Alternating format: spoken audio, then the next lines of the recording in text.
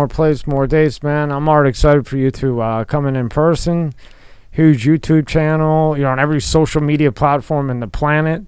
And like I was telling you before, you got all kinds of stuff going on, companies you're involved in, which, I mean, we'll definitely get to it all. Thank you so much for your time. I really appreciate it. No, thanks for having me, man. I appreciate it. Me and Rob, the engineer, we ask this all the time, and you're the guy to ask. Stallone, right? You know, breaks his neck on Avengers or whatever. It was Avengers when he broke his neck. I think so. Then crushes it in Tuscan King. You know, what do you think he's on? I mean, I know he's on HGH, but at his age, I mean, he's so good still. It doesn't look like he aged that much. Yeah. How old is he now? Like 70? 78. 78, I think. He's 78? Okay. Yeah. Whoa. I thought it was like 72. Yeah, so obviously human growth hormone is definitely in the equation. I think he's been busted for it, actually, like when he was traveling at some point in Australia or something of that nature. But I would imagine at his age, he's not pushing androgens very hard. He's probably trying to not have a heart attack. Would be one of the primary goals, as opposed to just solely cosmetic look and performance. So I imagine he has more of a hybrid angle now, where it's very much what is the kind of middle ground between longevity and actually sustaining, you know, the quality of life simultaneously, ideally. So I would imagine a lot of the basics that you probably speculate, human growth hormone as a base, TRT, some peptides here and there. And I imagine that it is not too crazy, to be honest. I imagine he did a lot more exotic and insane stuff back in his heyday when he was trying to, you know, push things a bit harder. Yeah. And what are your thoughts on human growth hormone? As, you know, these anti-aging clinics, they're popping up everywhere you go. What's your thoughts on HGH at a low dose? You know, 1 IU, 2 IU. And if you do think it's okay, is that something, like, you know, you can have 20 doctors in here and they'll all say something different, depending on who's getting paid more. You know what I mean? But what are your personal thoughts on that? So define low dose. Like, what do you think as, like, because it depends on the clinic, right? Some of them will give you like bodybuilder level shit and be like, here you go, this is low. I mean, say 1 to 2 IU, 1 to 3 IU a day. Okay. It would, in general, I think the risk from like a cancer perspective, which is the main thing that a lot of people get freaked out about when it comes to HGH and the IGF-1 downstream to that, is at 1 IU, for example, I'm not too concerned. I feel like at that point you are kind of just replacing what you would have otherwise produced when you were younger, and then you can get into the whole debate as to, well, your body's slowing down for a reason. It's trying to avoid, you know, cancer cell proliferation or dying quicker, which maybe you're going against that by being on TRT and HGH or whatever. But I don't think there's a huge risk, and I have not seen the manifestation of actual cancer outcomes like prevalently popping up from even bodybuilders abusing the stuff. Really, like, you just don't see it. So from a cancer perspective, I'm not too concerned. From a insulin resistance perspective, once you start to get to like 2-3 IU, it depends on the person, and this would kind of be context dependent based on your own blood work, as you would look at fasting insulin metrics, fasting blood sugar metrics, seeing how you are faring relative to the dose you're using. What is your IGF-1 at compared to the dose you're using as well? Do you actually need that much?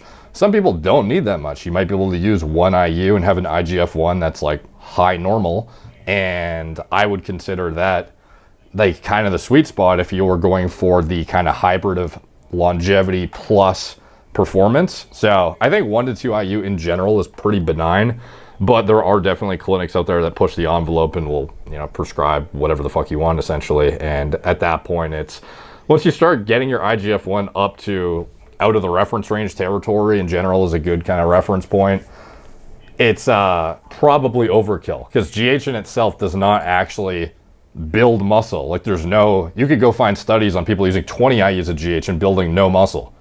It's what it does in conjunction with anabolics for reinforcing the quality of your infrastructure, bones, tendons, ligaments, etc. That is more where I see the benefit of HGH is injury prevention, recovery, rehabilitation, sleep quality potentially. But from like the pure muscle building side, you really don't get a lot when you like push it hard anyways. Yeah, I've seen that too. I know guys that are on, I've known guys that are on literally 10 to 15 IU of HGH and maybe some D-ball from China, and they're expecting that HGH to make them jacked.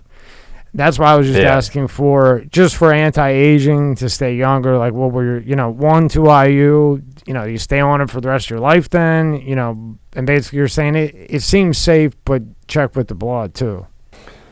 Yeah, so like at baseline, you would have ideally a comprehensive panel that would show your insulin resistance metrics. Thyroid can get a little bit finagled when you use GH, especially at higher doses. It kind of increases your conversion to T3, which is like the active thyroid hormone that can raise your heart rate, raise your metabolism a little bit, but more so it keeps you in a bit of like a redlined sympathetic state, which can be problematic for trying to get high quality sleep. And there's just like a bunch of downstream kind of indirect consequences that could come as a result of pushing it too hard. So I think 1 to 2 IU in general, though, for most people is probably fine. But it's like, again, if your IGF-1 is at the top of the reference range as is, does it even make sense to just be using GH? Maybe not. So context dependent, individual dependent for sure. And then what do you think about, we've been dying to ask you. So like you have like a Leonardo DiCaprio. Guy doesn't age. He goes and parties on the beach with the hottest girls in the world, comes back for a movie, perfect. George Clooney. George Clooney, Jennifer Aniston. Now they're not big guys. What do you think they're on? And especially like Leo, for example, because I don't see much like plastic surgery with him. So what do you think, like how are guys like Leo not aging? I mean, you can look at him 20 years ago. Even Depp, who parties like an animal and comes back. Yeah, I would, as much as it sucks to say, and I would love to say there's some miracle compound that's going to replicate that. I think it's again, because some people you could argue, well, how stressful are their lives? They're dealing with stuff too. But in general, I think stress will age people the fastest. Low quality sleep. I'm assuming like with their resources, they have optimized their daily routine and lifestyle to where they have as minimal of a emotional burden and stressed, baseline as possible. And they have good plastic surgeons, I would imagine, as well. Many of them. But a lot of it is genetic too. Like have you ever seen Chwando? I forget what his name is. Chwando Tan. He's like 60 years old and looks like he's 25. Yeah, that guy. It's like, what's he do that's special? Look at his routine. He just like gets up, eats the same breakfast as you and I, and looks fucking insane at 55 years old. So that kind of guy, it's not like he's injecting some special peptide, designed for him from China, from some chemist or something. The guy is just a genetic freak. So as much as I would, like, the thing that got a lot of these people to stardom status to begin with is being a genetic outlier to begin with. Right. So it's tough to say, but some of it is just having the right parents. But I do also think the lifestyle, as much as they party their faces off and stuff, they, oftentimes you see them in their best light when they are totally done up and have like a fucking hair system positioned for them. They have makeup on, etc. So that can obviously do wonders. And hair transplants, plastic surgery, it's all come a long way in the past however many years. And I would imagine many of them would look dramatically different and worse should those things not exist. But I don't think there's anything in the hormone side that is, like, I imagine they probably consulted with experts in their field and tried things like, should I be trying metformin, or should I be, there's microdosing. Rapamycin is probably the biggest thing right now for anti-aging that can actually seemingly not inhibit your quality of life or muscle growth substantially, but potentially extend your lifespan. That kind of drug, do I think it's going to be the needle mover between a guy who looks old and doesn't look old? No, but stuff like that, at least I could say on the fringe of what is being considered, is probably the extent to which I am even aware personally that they might be doing. So you don't really think they're on some secret cocktail like the HGH, NAD, more just the I think they definitely do all that stuff. Oh, okay. I just don't think a lot of it, maybe to us, it's not as much of a secret. To the layman, maybe it is a secret, Yeah. but I do think they're probably trying stuff like the microdose rapamycin is really big right now. Probably doing a lot of the standard biohacks that you might consider as like common or normal, but to other people, layman would be totally obscure and exotic. I imagine, peptides for sure. HRT, a lot of them, especially women, are becoming more aware of the importance of the maintenance of estrogen, progesterone, and even testosterone levels for vitality, libido, quality of life, etc. Because a lot of women, when they hit menopause, with men, we have the benefit of at least our hormones decline somewhat slowly. Yeah. For them, it just falls off the fucking map, and they have nothing. So, hey, baby, I got to go on vacation. I'll be back. yeah, so a woman in menopause, it's like her testosterone, progesterone, estrogen, it's like undetectable. So they're literally like castrated, essentially, and function like that, are supposed to function like that for the rest of their lives. With the introduction of something like HRT, it's arguably more impactful even or as impactful easily for women as it is for men. And it often goes overlooked how amazing it might be for quality of life. And I am certain people like, the Jennifer Anistons, et cetera, have definitely fleshed out that ROI and are probably doing that too. Again, dude, your YouTube page has grown so much from when I first looked at it. What do you think really happened with Jamie Foxx? I was dead set after Dr. Malone twice, McCullough, all them in. Because he had gotten that booster like 3 times. So I was like, yeah, he had a mental breakdown. He had a stroke all of a sudden. I was dead set it was from the vaccine. What do you think is it? And then I heard cancer recently. What do you think? This episode is sponsored by ZBiotics. What is ZBiotics pre-alcohol probiotic? The ZBiotics pre-alcohol probiotic is a genetically engineered probiotic you drink before drinking alcohol to avoid that rough next morning and get back to living your life. PhD scientists invented it because they know the real problem is not dehydration. It's a toxic byproduct of alcohol. And ZBiotics pre-alcohol probiotic is the only product that breaks it down. Just remember to drink responsibly and plenty of rest too. Every time I have ZBiotics before drinking, I'm amazed at how good I feel the next day. ZBiotics is a must-have for me because it means I'm still going to make my daily workout even if I have a few drinks the night before. That's important to me. You can get ZBiotics for 15% off your first order using my code MSCSmedia at checkout. I recommend getting the 6-pack. That's what I got. It's a great deal. You have a couple extra to share with friends. Go to zbiotics.com/MSCSmedia. That's Z as in zebra, biotics, BIOTICS.com/MSCSmedia, or scan the QR code on the screen right now and get 15% off your first order. You will not be sorry. Link is in the description below. This episode is brought to you by Manscaped.com. Breaking news, Manscaped now sells beard products. That's right, they are once again revolutionizing men's grooming with brand new Beard Hedger Pro Kit. From a beard trim to a fresh shave, the technology behind Beard Hedger Pro Kit allows you to shave your signature beard look. Now you can finally use Manscaped products to make your drapes match your carpet by going to Manscaped.com and using code MSCSmedia for 20% off and free shipping. No one likes a weird beard, so say goodbye to all the stubble trouble with Manscaped's Pro Beard Kit. It all starts with the Beard Hedger. This thing is a monster of fixing faces. First off, this cordless trimmer has a rotary wheel that gives you 20 hair cutting lengths all with one guard. No more messing around in drawers, this color one, that color one, all with one guard. Plus it's waterproof, so you can shave in the shower and avoid all that hair in the sink. The Pro Kit doesn't end there though.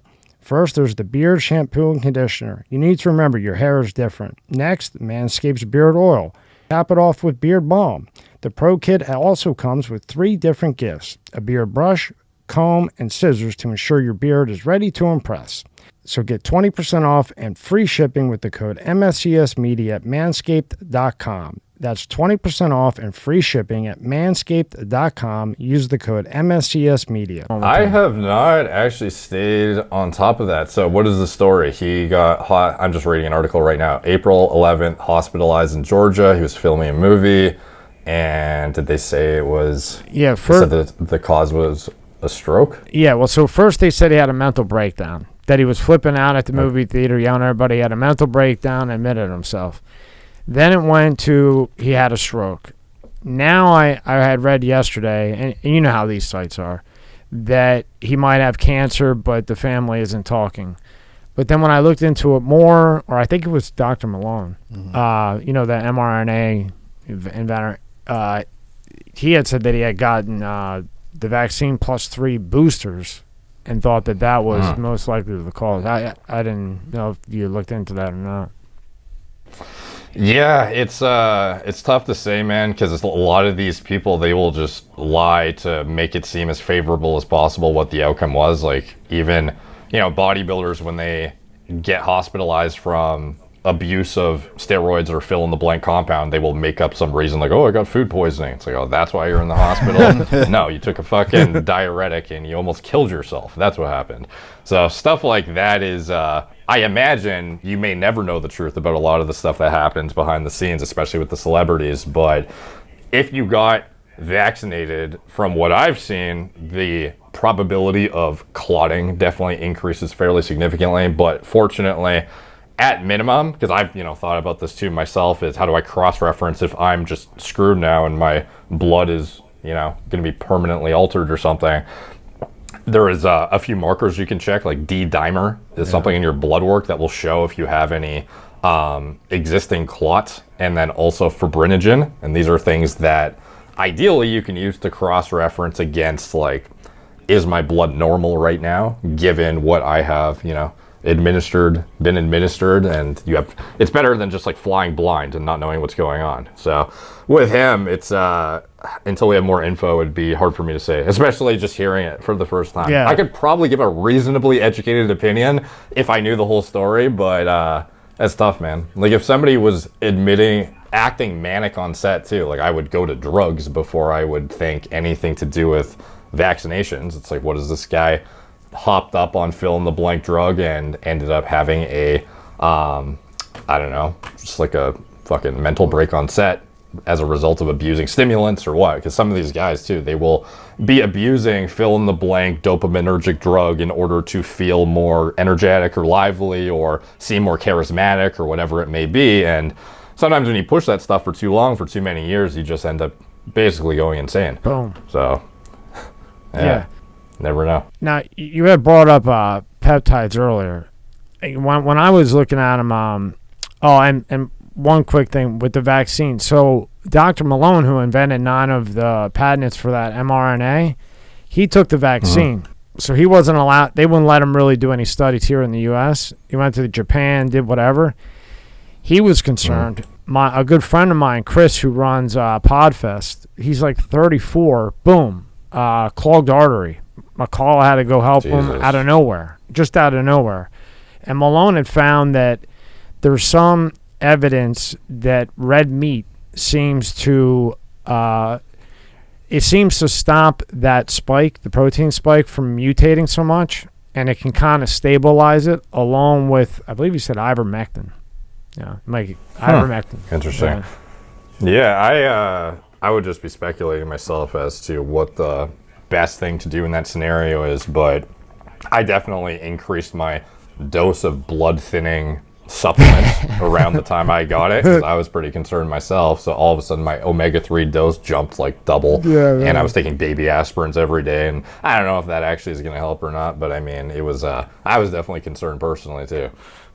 Now with peptides, and I had some ivermectin on deck too. Fuck yeah! Cabinet. I didn't realize how good that shit is. That works for everything, but they just bury it because it's so generic and they can't make any money. That thing works for everything, and not one person I think in the planet has been allergic to it. Like it doesn't contradict with anything, but there's no money. It's 50 years old.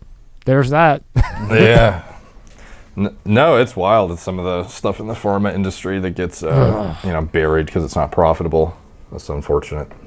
Now with peptides, when I had studied them, and I mean, some of them are a hair dick away from steroids, almost, right? Would you agree with that? Pretty close. Yeah. I think the mechanism by which they work is different enough that I wouldn't, like they definitely get lumped into the same kind of family, although I would definitely assert they're probably shouldn't be, because a lot of them do facilitate totally unrelated functions, and even the most anabolic of peptides is essentially mediating activity through like growth hormone cascades as opposed to anabolic activity through the androgen receptor, which is like a steroid. So I don't know, like it kind of depends on which one we're talking about here, but like a drug like melanotan 2 that can make you tan even if you're an albino, like that sort of thing is like not really I don't know, like there's some pretty unique ones for sure. No, that was an interesting one. About 10 years ago, I did the melanotan 2, and I didn't realize it. I went for a Christmas picture. You know, and I'm Italian, so like you just look black, straight black, bro. And and I had a Yankees hat on, man, and I was like, whoa, because you don't realize it. You know, have you ever seen? It's when you come in, I got to show you this picture. You're like, oh, it made my teeth look whiter than white, though. Oh yeah. Yeah, some of them are crazy. Who is this chick? There was somebody I did a video on a long time ago, and she not only made herself black, but she claimed she was black, even though she was white before. Oh, boy. It was absolutely insane. Oh, fuck, I forget her name. That will do it, though. But it isn't like ipamorelin, Simorelin, Testosterone, they're pretty close to HGH. Or are they just a prosecutor, or are they just like the spike that gets the HGH going? Yeah, so growth hormone releasing peptides and growth hormone releasing hormone, like there's two types of kind of like growth hormone releasing kind of compounds, or classes I should say, and then within those classes there are multiple compounds, but they typically, the way they work is basically signaling to your brain, giving your brain the signal to make more growth hormone downstream of that. So it's similar to if you took what's a good example in like steroid terms? I don't know if you're aware of like gonadorelin or it's not like HCG, because HCG works right on your testes. So I guess maybe it is most like HCG, because that's like literally the hormone that spits out the thing that you are trying to produce. So HCG, for example, would work on your testes to produce testosterone, whereas these compounds work on your pituitary to spit out growth hormone. So it's not actual growth hormone. It's just like signal that is artificially stimulating the receptors to push growth hormone. So like the ghrelin receptor agonists like GHRP6, GHRP2, ipamorelin, these things work by stimulating. It's actually a receptor that also makes you hungry, which is kind of interesting, because some of them more potently than others will literally make you want to eat your entire fridge, even if you weren't hungry 2 seconds ago. I don't know if you've ever tried GHRP6, but it's ruthless. My friends, you could win an eating competition. Bro. Joey Chestnut, that's probably what he's doing. Yep. Our friend, we call him John the Fireman. He's a bodybuilder, and he got second place. He almost made it to pro, but he's one of those guys that naturally he could eat 40 cheeseburgers and not gain weight. So his dietitian, or his nutrition coach or whatever, put him on the GHRP6, and all of a sudden he's coming in, and this is maybe 3 weeks out just to get some weight. He's coming in with like five bags of Burger King and he couldn't stop eating. Whereas before, like he'd have to shove down whatever it was, even if you gave him pizza and ice cream, Derek, real quick question. We're down here in South Florida, and South Florida seems to be the mecca always of plastic surgery and all the different stuff. But the fad right now, or the craze right now, is all the women and men, I should put men in there, semaglutide. We hear about it every day. What's your thoughts on semaglutide, these shots that they're prescribing now, weight loss, good, bad? What do you think? I think that it depends on if you are just trying to mask a willpower deficiency, or if it is something that is actually going to be beneficial, because there are side effects that are overlooked that people have not really discussed and have not been properly elucidated in the literature, in my opinion. Like, for example, very commonly what we see is elevations in resting heart rate upwards of 10 beats per minute on people using semaglutide, tirzepatide, etc. And that is not necessarily like a reflection of good health outcomes. Like, in general, anything that raises your resting heart rate is not going to be pro longevity.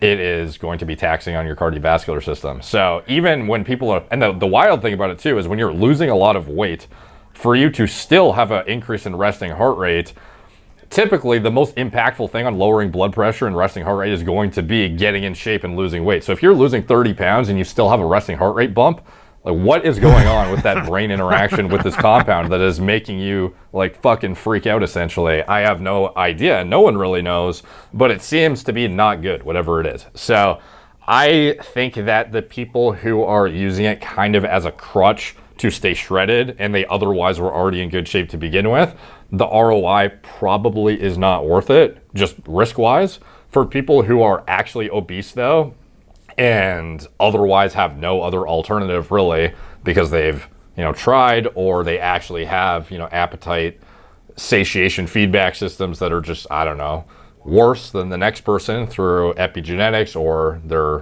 parents, because some of the stuff can be passed on.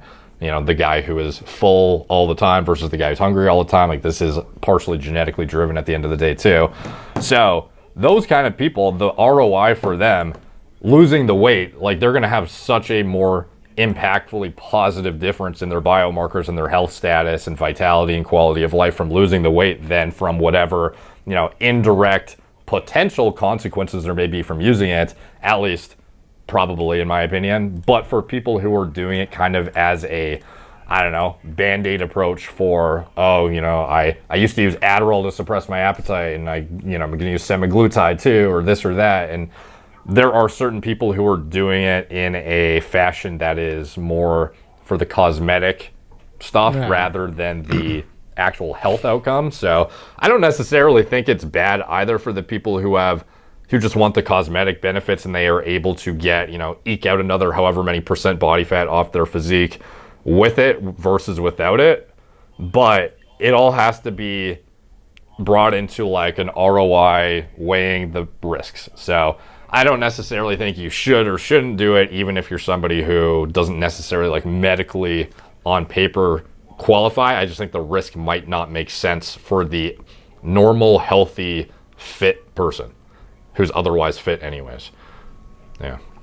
Yeah. Well, down here, they just hand it out like candy, and they tell every chick in the world you're going to lose 20 pounds, right? And then, boom, they're on it. Well, and it just comes down to the thing that it's like, we'll test your blood, and it just sometimes to me just seems, I don't know, sketchy.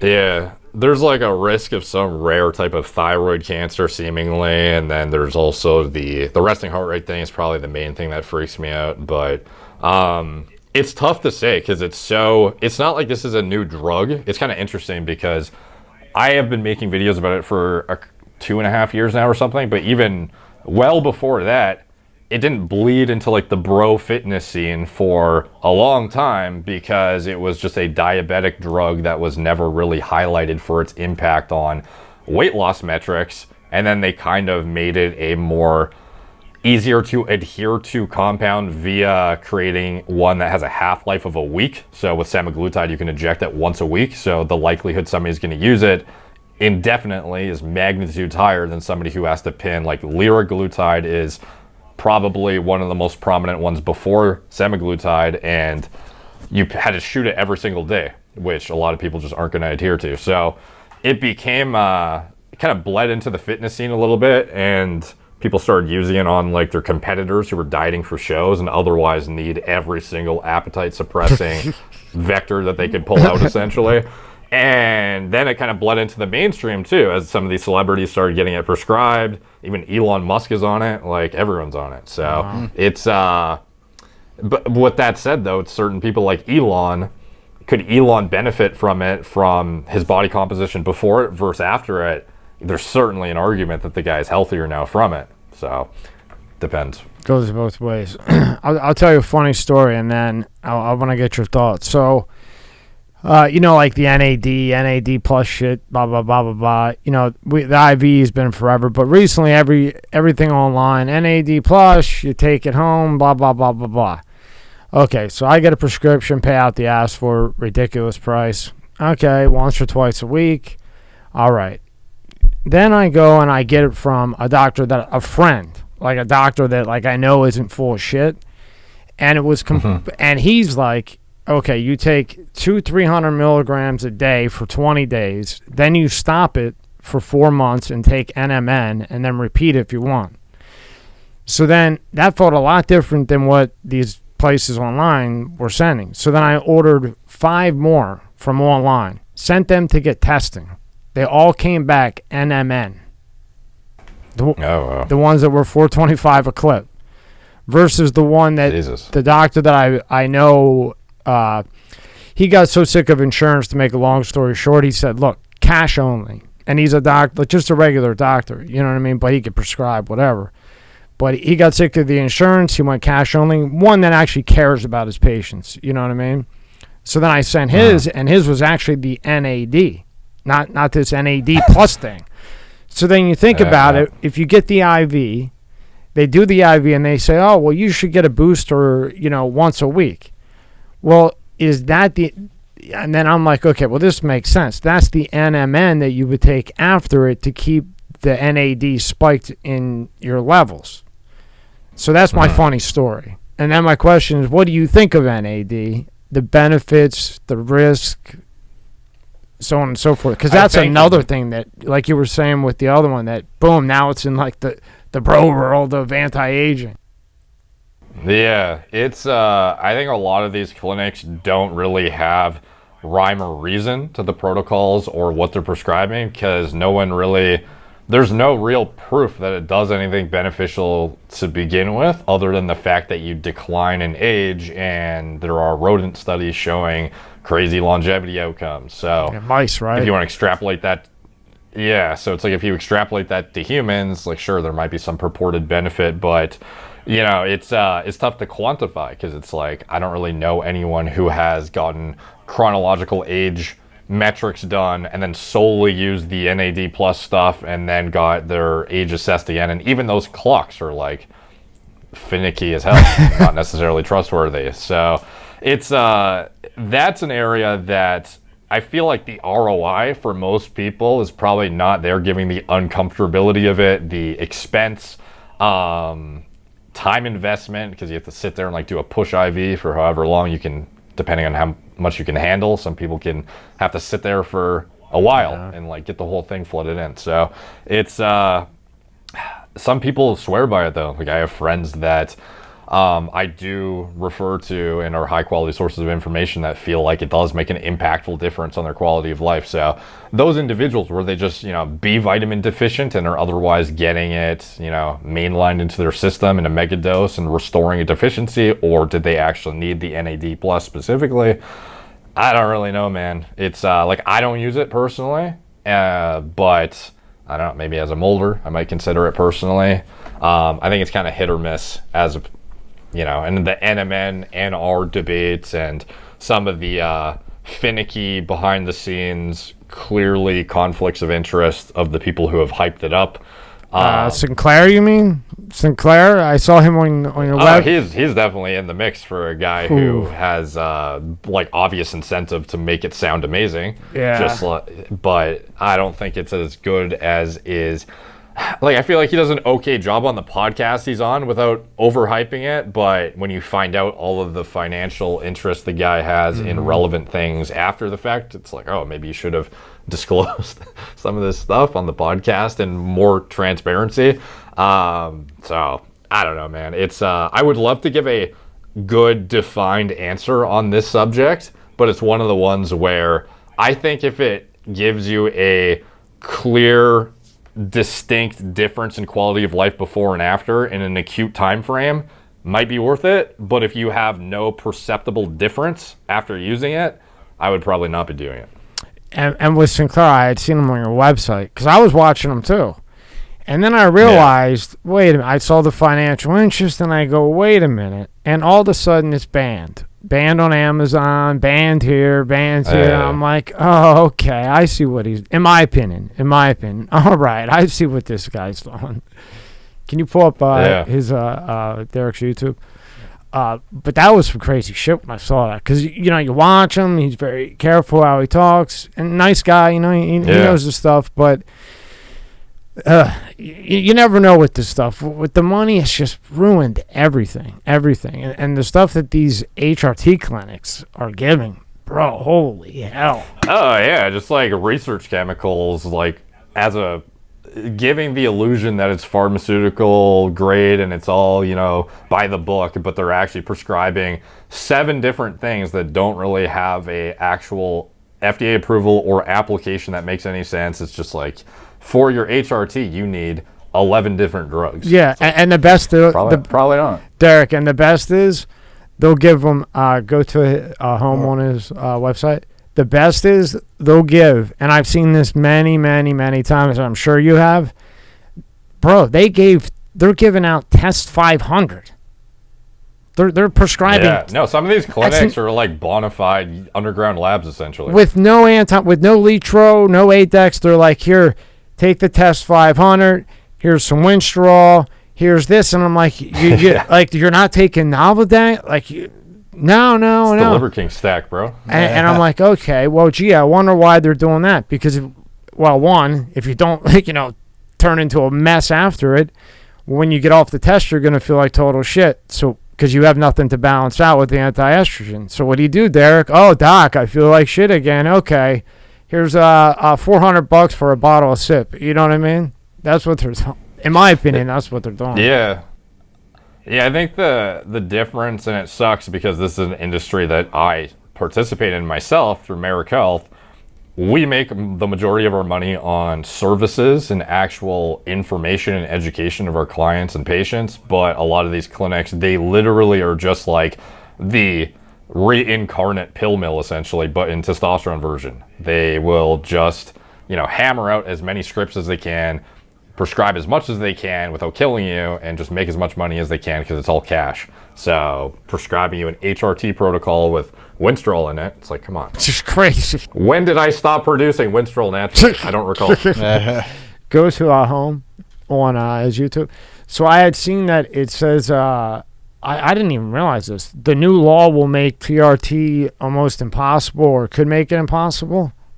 Right Apparently, there's been 38,000 comments on that DEA rule proposal, and they are revisiting it and will hopefully amend it to something more favorable. But the problem is because anabolics are put into Schedule 3 way back, like 30 plus years ago or whatever, that when they are trying to regulate people from just haphazardly getting prescribed narcotics, they are indirectly shoving testosterone into the same kind of process by which you need way more scrutinous telemedicine oversight. So previously you could, and this is something that does need to get cracked down on, is getting like way too ease of access to some really heavy duty drugs you could get addicted to, narcotics. But when you lump testosterone into that equation, it becomes kind of problematic because some people actually, they just need their TRT and they either don't live close enough to a physician that they go visit, or it becomes too cost intensive to have to, keep the records and have a telemedicine provider literally sign off on the same protocol as the physician in person collaboratively. Like,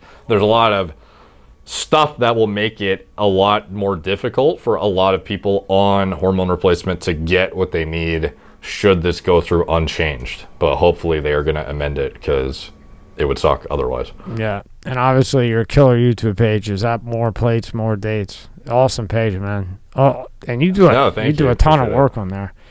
Now, if that law goes through, how will that play into the HRT?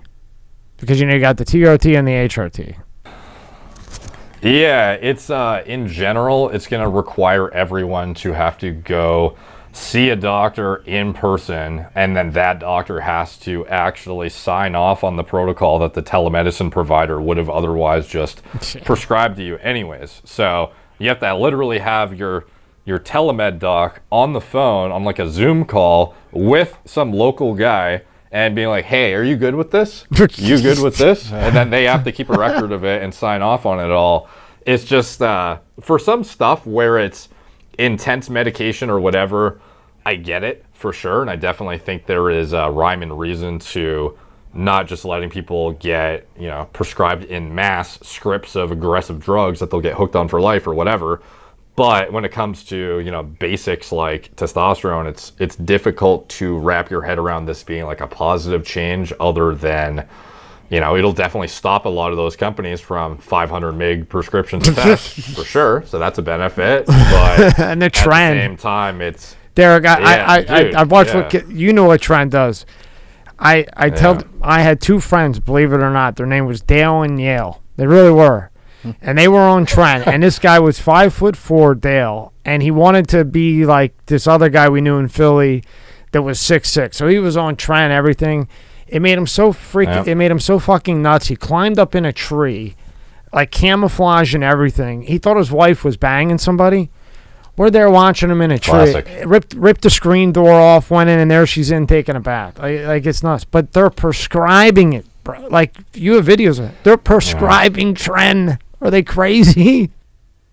Yeah, no, it's nonsense. Because it's, you know, that's a drug that has been discontinued for 30 plus years, doesn't have any sort of pharmaceutical application whatsoever. It's like they're literally prescribing you, go to our underground lab compound pharmacy collaborative entity and go get pharmaceutical tren, which is like, you're pretty much just trying to stamp a fancy, I don't know, trying to make it give the perception that there's some sort of pharmaceutical approval or process behind it, when it's just, you're just a drug dealer that is selling illegal shit at the end of the day. And then they're mixing it with Anadrol 50.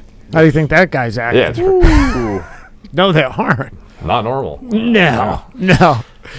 And then you also have the Gorilla Mind energy drink. I'm a big, I drink this shit like crazy. And it's got 200 milligrams. Can you pull that up, Rob? Is that tab 3. Send me your shipping address. I'll get you some. Oh, yeah. Awesome, man. Thank you. So now, did you come up with this, or how did this come about? Click on the first one, the pink one.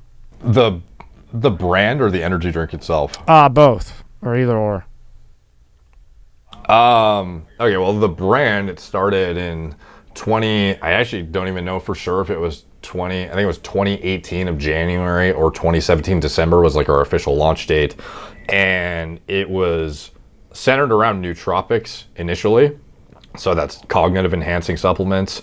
And I was tasked with creating a nootropic formula for a friend of mine who is now my business partner in the company, but he wanted me to create something that what became Gorilla Mind, and that would be, you know, the best nootropic formula on the market was what we wanted to do. And after that point, we had some very, very not significant success, because we really didn't have any marketing. It was me on YouTube with like 5,000 subscribers, his network, and it really didn't pick up that much steam until I started really cranking on YouTube. And then we started to get into pre-workouts, which we created which is Gorilla Mode on the screen there, second on the left. That product was what I would consider one of the first like fully loaded, efficaciously dosed, maxed out products in the market. And since then, a lot of companies have followed suit with their kind of fully loaded Gorilla Mode type products. So I think we kind of set a standard for, at least one of the companies that was more front facing, set a standard for not cutting corners on dosing and transparently showing everything. Like back then when I came out with it, there were still a lot of companies that were putting in proprietary blends, sprinkling little pixie dust amounts of ingredients just to claim the benefits of them when it's barely featured in more than negligible quantities.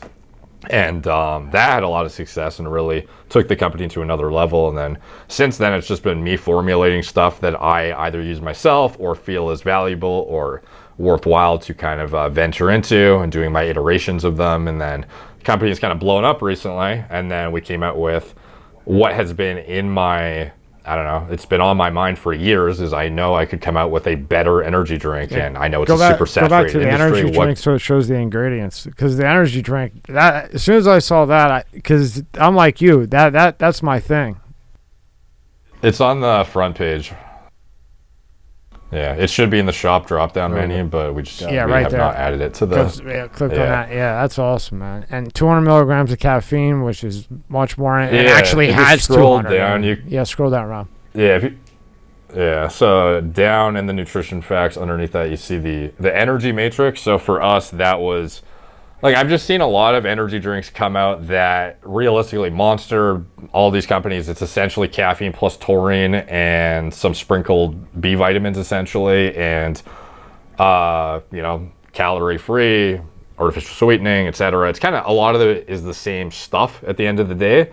And although it's a hyper saturated industry and extremely competitive, and the cost of goods is absurd and the economies of scale is insane to even wrap your head around to even achieve it, it is an industry that I felt was lacking in a product that actually had complementary cognitive enhancing ingredients in actual effective dosages to complement the caffeine. So for us, we have dopamine precursors, we have cholinergics like alpha GPC that increase memory formation, information retention, etc. We have L-theanine, which is kind of an anxiolytic compound. We have saffron, which has been shown to be as effective as SSRIs in improving depression metrics, but without the side effects. They actually use it to attenuate SSRI-induced erectile dysfunction. So a lot of the stuff in here is stuff that I believe strongly about, but have not, it does not really made it into the mainstream. So this is kind of like our first product that is super mainstream appealing, but also has a hybrid of the more exotic, obscure nootropic agents and whatnot that previously you would only find in, fill in the blank nootropic formula in capsule format or a powder or something. Yeah, so, no, I love it. Yeah. I love it. That's why I wanted to make sure I brought this up and we went through it. I mean, I'm No, sold. I appreciate that, dude. Let me know what you think. I'll just send you each flavor. What's I go through 6 a day right now. what's something that Jesus Christ! Which type? Like, which Monster brand do you use right now? Monster Zero. Okay, so that is what 100 in the States. Is that 200 or 140? I forget. 120, 140. It's 140. Okay, so you're at like pushing like what 800, 900 megs of caffeine a day? Probably 600 to 800. But it's not like I just woke up and started drinking. Usually it's 4. If it's a long day, 5. But Do you take anything else, or are you mainly just a caffeine guy? Modafinil, Provisual, Okay. and the energy drink, and that's it. I love that. What is your modafinil prescribed for? Yeah, it should. Narcolepsy or sleep apnea or something? Yeah, Or how'd you get it? sure. Yeah, prescribed for narcolepsy. Yeah, but I think Got it. for me it's kind of like what I want to really get to it in a minute. The Phenibut, because that really interests me in a minute, because I still want to talk about your drink. But for me, the Modafinil is like everything that you say the Phenibut does. Like it makes me motivated. I feel like I'm real sharp. I can hold a conversation with somebody way smarter than me. I've been on it 19 years, and no side effects, nothing wrong with my blood. But again, like you always say, which I think is really respectful, that's just me and my body. You know what I mean? Who knows what's going to happen 20 years from now? But at least for the last 19, I've had half a brain. What's your current dose of modafinil? So 200 milligrams, and then if it's if I say there's a podcast and it's like 6 p.m., maybe I'll take like another maybe 50 with another bit of caffeine, kind of like a regimen with the Phenibut to just wake up. But I try to never take it after 6. But I don't get like where I'm ready to go do a marathon. I just get motivated. Yeah, what's crazy is people who are new to it, and it just shows how desensitized you might become over time, or even your genetic predisposition to just metabolize stuff really fast. But like my girlfriend, if she takes 100 milligrams of modafinil, even 50, she could be on 0 sleep and just be wired for 24 hours and not be able to go to bed. And it's crazy to see people respond so aggressively to it. Whereas for me, I could take 200 mgs of modafinil and probably go to bed if I wanted to. Me too. Like, I don't know if But so it works for sure, and it definitely helps when you're underslept. But, genetic response varies for sure. So somebody saying, like you saying, the caveat that it works for you might send somebody else flying. I'm up Like, 20. I'm up 24. Totally fuck them up. So. 24 hours. Yeah. I'll be up for with that. See me? I literally could take 100 milligrams at 8 o'clock at night and have no problem going to bed by 12, 1. But you know what I did hate? Remember when they, what was that one I hate? Modafinil. You know, they came out with that. Oh, I see now people like that one. That one, I take that. I'm the most miserable person on the planet on that one.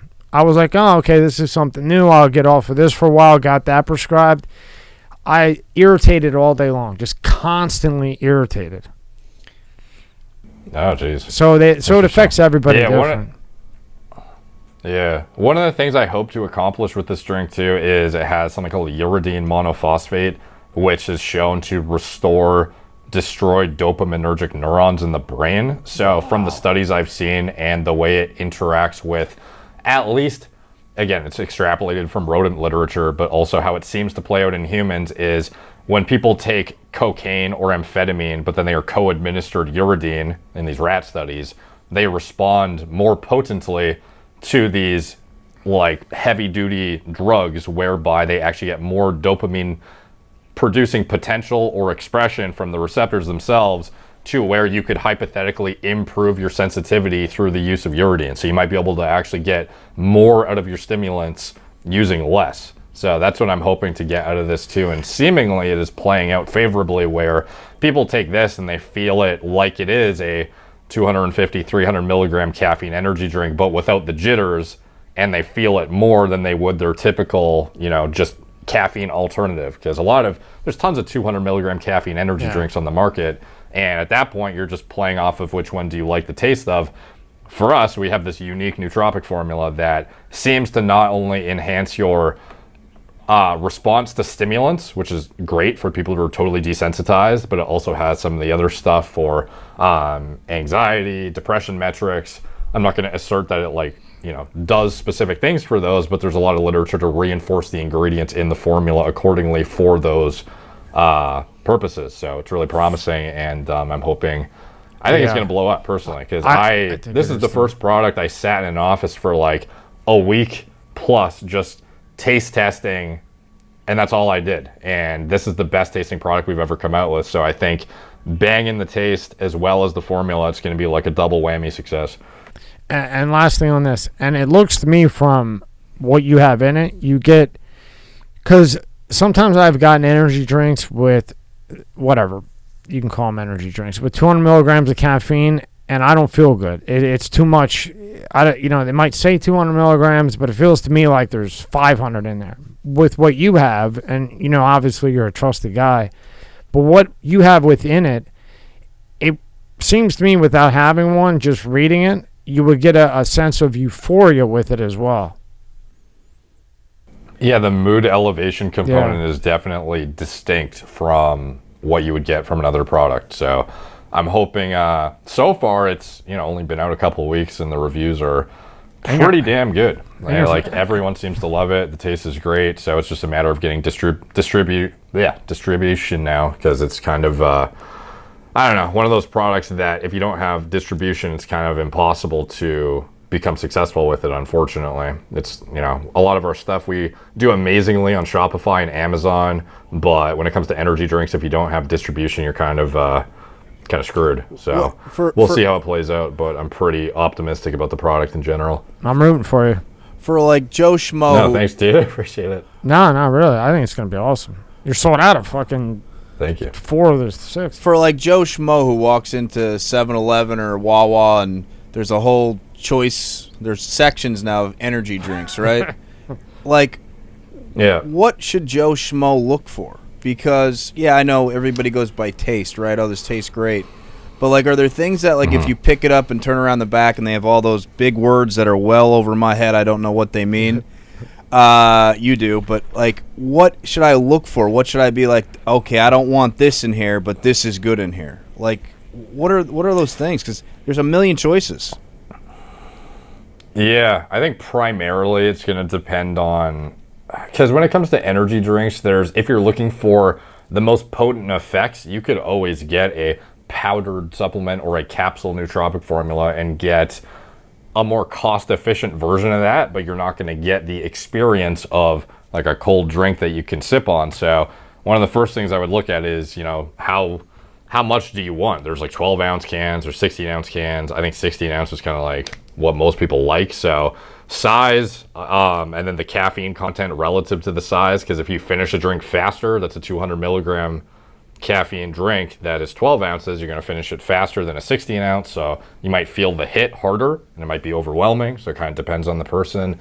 But caffeine content in general is obviously the first thing I would recommend. And then also, is there calories or not? You know, there's a clear distinction between when Monster kind of transitioned to the sugar-free variants with the, you know, Zero Ultra and stuff that are 10 calories each, but are artificially sweetened versus their standard, I don't know, 200 calorie, just sugar bomb products, which most people who are fitness oriented are typically going to gravitate away from the sugar bomb ones because they don't want the calories or the sugar. So, you know, if the first thing I would look at is what are your goals diet wise, and then differentiating between the calorie free versus the sugar bomb ones, because the ones with sugar, even if you get caffeine, if you're not somebody who responds favorably to a bunch of calories and sugar, you might get brain fog from the drink itself, and it kind of defeats the purpose of getting a energy drink when you feel like ass after. So I would kind of defer to personally, I go to the lower calorie, naturally and artificially sweetened ones. And then from there, it's hard to say to look for anything in the formula distinct other than caffeine, because most of the formulas are kind of the same. It's taurine, some guarana, caffeine, some sprinkled in B vitamins, and that's it. So you're more or less safe in that you will mostly get the same formula across the board from other companies. So it kind of makes it simpler in that aspect from if you're just looking for the standard go-to, you know, which one do you like to taste the better? How much caffeine is in it? Is there sugar in it versus not? That is the first thing I would be looking at. And then if you want to get even more nuanced, because you even care about the nootropics and cognitive enhancing stuff, that's where you'd actually look at the ingredient deck underneath and look at, okay, what is in here? And you have to know the first ingredient listed is going to be in the highest concentration relative to all the others. It goes in descending order of concentration in the product. So you know if something is featured way at the bottom of the nutrition deck, it is featured in the lowest dosage proportionally to everything else. So like above that energy matrix, you see the ingredient section, a bunch of like fine print essentially. So it's a little bit higher. It's like, yeah, right there, that little section, the blurb. Yeah, all that stuff is in descending order. So you know that the most potent amount of, let's just say, you know, natural flavors, followed by N-acetyl-L-tyrosine, followed by alpha-GPC, you know that those are going to be in descending order of milligrams for how much is featured in the product. So a lot of these companies kind of depend on that to know that you don't know as a consumer how much of an ingredient that actually does something cognitive enhancing is in there. So kind of knowing as a consumer to extrapolate out, okay, if the caffeine is at 200 in this product, everything after it on this list is less than 200 at least. And from there, it just gets even lower and lower till you get to the bottom. So if you cared about this stuff, and this gets like hyper nuanced, but that is how you could kind of discern, here are the ingredients that supposedly have a benefit that are not just caffeine, and then here's the probable dosages pulled out of it if they're not transparently laying it out on their label, which ideally they would, but a lot don't. So, but mainly it's just, is there calories and sugar? Does it taste good? How much caffeine in it is like the three main bullet points I think as a consumer you just got to know. And for parents that may be watching or listening to this, like, you know, I got two teenagers, and my oldest son, I think he wants an energy drink like every 10 minutes. Like, Jesus Christ. Like you don't need that. Like, but I think there's I think there's some kids out there that are guzzling them down like bottles of water. I mean, what are the effects think of it. If you're drinking 4 of these, and maybe like Tommy over there, 6, but if you're drinking 4 within a few hours, I mean, probably not good, right? I mean, probably not good for you if you're a teenager, especially. Maybe not. I mean, I don't know. Yeah.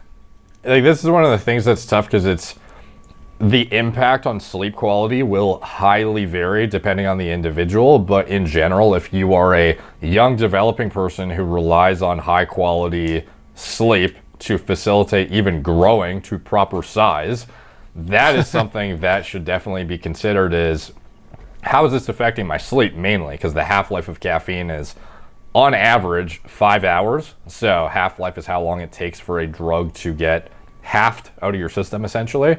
So if you have a half-life of 5 hours, you're looking at, let's just say you're on, I don't know, 3 energy drinks a day, you're at 600 milligrams of caffeine. When was the last ingestion of that caffeine? And then how long does it take your body to work it out of your system?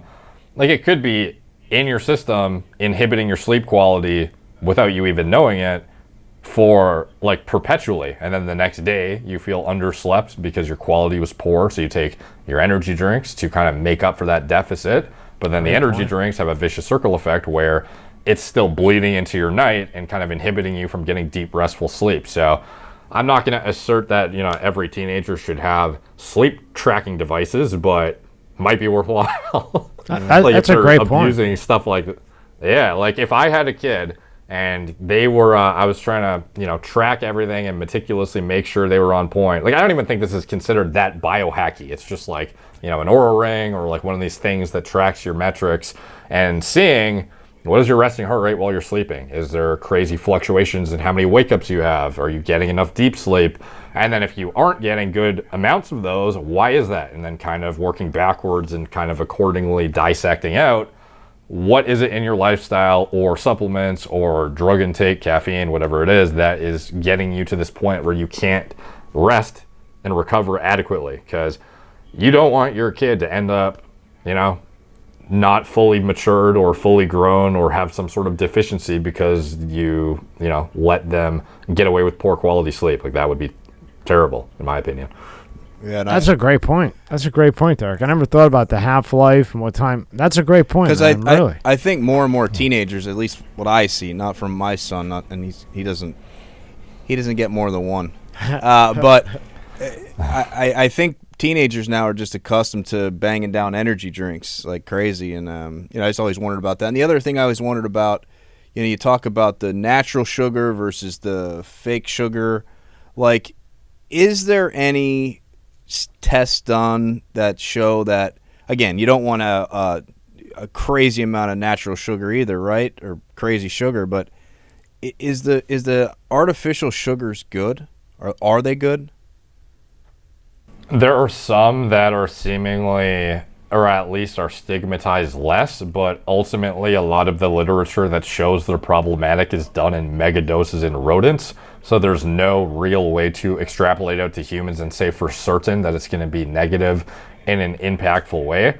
With that said, some people do anecdotally get, you know, gut distress issues from artificial sweeteners, or otherwise have, I don't know, dysregulated response in their gut microbiome to it. But it's like, I don't know if that's necessarily something that you could say is worse than bombing a bunch of sugar with calories in it. Yeah. I would probably assume that the, you know, sugar bomb is worse. So it's tough for me to say, you know, don't worry about it at all. I think there is certainly more research that needs to be done, and there's definitely some I don't know, ROI, you know, risk again. Like, it's not as extreme as a semaglutide, for example, but I mean, there's definitely a potential risk that you may be subjecting yourself to that you are unaware of. But if it's the difference between you taking 200 calories of literally like a complete nuclear bomb of sugar versus having no sugar and no calories and maybe some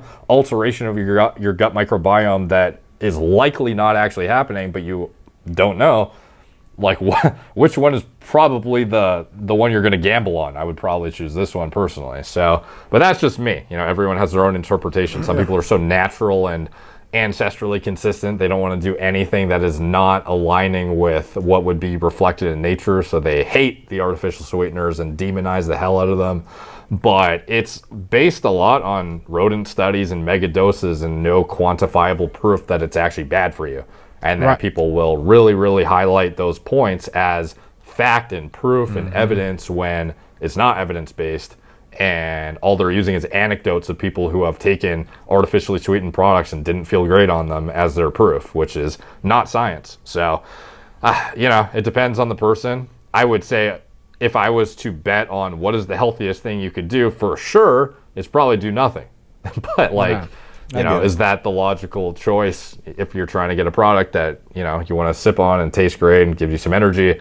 Obviously, that's like the alternative that may not be an option for somebody who's trying to choose between the two. So, yeah, that's my stance on it. And Derek, what you just said, on NCBI, there's tons of proof. They gave those mice like 3 kilos. Like I read the whole entire study. 3 kilos of aspartame, or I mean, fucking kilo.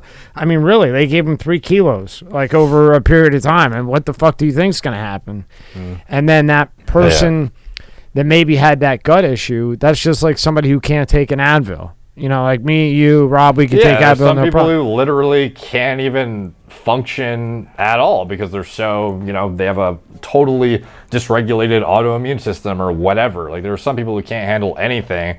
Does what that person has happened to them, should that dictate what the regular healthy individual who can handle a little bit of artificial sweeteners do with their life? I would assert probably not.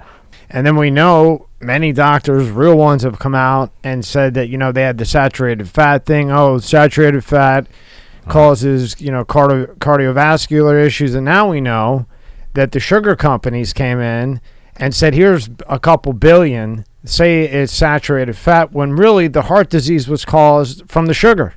But they just paid them off. Yeah. Proof of that. That's proof in studies from the top doctors. So, you know, there you go. If you put nootropics on that drink and you get that in a gas station, boy, game over, buddy. You'll be like, yeah, Tommy, I'll come, but fill my private jet with fuel first, like Magic Johnson with his 50 grand. Yeah. But congratulations on the drink, man. I'll push it all I can for you. I'm really proud of you. No, thank you. Appreciate that. So now, another thing is, and they brush it under the rug, and we talk about it all the time. You know, they went into Walmart after however long, and they wiped a whole rack of vitamins because I guess enough complaints came in, and nothing in it was real. Like the vitamin C wasn't real, the B wasn't real, the D wasn't real. None of the shit was real. And believe it or not, I used to be friends with Bill Phillips, who owned EAS a long time ago. I don't know if you remember that whole thing. But, and I knew what he was doing. You know, a lot of the protein shake was cake mix, like literally cake mix. So now now it's even worse. So now when you go to get a vitamin, like the essential ones, you know better than me, but you know, zinc, I think people underestimate the importance of zinc, B complex. You know, just in general, what do you think are the most important vitamins, and what brand do you trust that, you know, that it says what's in it is actually in it? And I've sent the shit from Amazon to testing too, because I swear they're trying to, after some of the guys I've had in, I'm positive they're trying to kill us. So everything, you know, with the food and everything else, so I send it, you know, for testing, and a lot of it doesn't really come back. So what brand do you trust, and what are the essential ones that you think, maybe not necessarily to get big and jacked, just for health, you know what I mean? Yeah, the brands I trust in general are like, typically I go to an iHerb over an Amazon to look for the health centric brands that have scale and are actually reputable and trustworthy. So for health supplements, Jarrows is good, Life Extension, Thorne, like those are the kind of products that I would defer to for health focused stuff.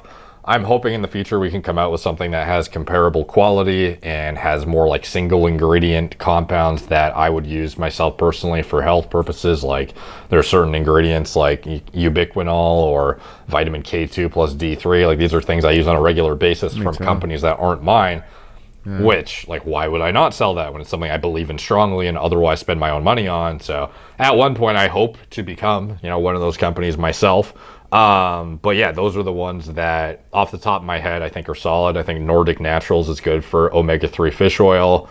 And yeah, as far as kind of the overlooked vitamins, minerals, etc., that most people could probably benefit from at least looking at if they're deficient, because again, I don't ever recommend blindly supplementing with stuff. I typically like people to plug their diet into something like a chronometer or another similar service that shows, okay, here is the current food you're eating. Of that, what are you deficient in from a vitamins and minerals standpoint, and then backfilling accordingly with targeted supplementation, as opposed to just blindly taking, well, I probably need 30 milligrams of zinc bisglycinate because that's what I heard this other guy needed. Like, you would actually look at, do you have a deficiency or a suboptimal intake of this? And then that's where the supplementation would come into play. So zinc is, pretty common. I would say magnesium is also another one. But what brand? Vitamin. What brand though, Derek? What brand can you trust that there's actually that in it? I think the three brands I mentioned three? are at least ones that I lean on and trust pretty strongly. Like Jarrow's, I use their vitamin D, K2 D3 soft gel, for example. I have it too. Thorne, I use their multivitamin myself. So those are the ones I at least trust and have done third-party testing and are either NSF approved, or like, it gets kind of finicky because there are ways to finagle even the NSF approval. I've heard of some sketchy stuff behind the scenes, but those companies seem to be ones at the forefront of quality, integrity. I could be proved wrong one day. Like, I have no idea because I have no, bias or financial relationship with them whatsoever, but they seem solid enough that I spend my money on them, so I fucking hope they're good. Personally. And with me, like, I do pretty good due diligence, I would say, on stuff I'm putting in my body. So, when you crush with this energy, when the energy drink crushes, and I think it will, then please come out with the vitamin line. Yeah. Come here and sit here. Yeah. And I'll buy them all. I'll buy 10 years worth. Well, I think too, Derek. What's like? I know from I go back to my kids now because my 16, he's getting into weights, football type of stuff, and Dad, the protein. What protein should I get? And I used to do the old. I think it's it's the gold label Optimum Whey. It's a bigger Optimum Nutrition. Optimum Nutrition.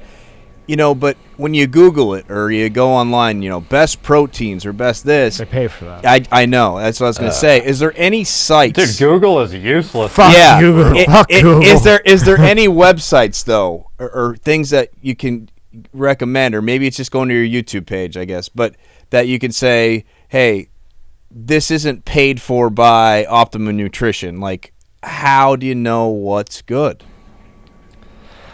Gotta wait for Derek to come out with his shit. Yeah.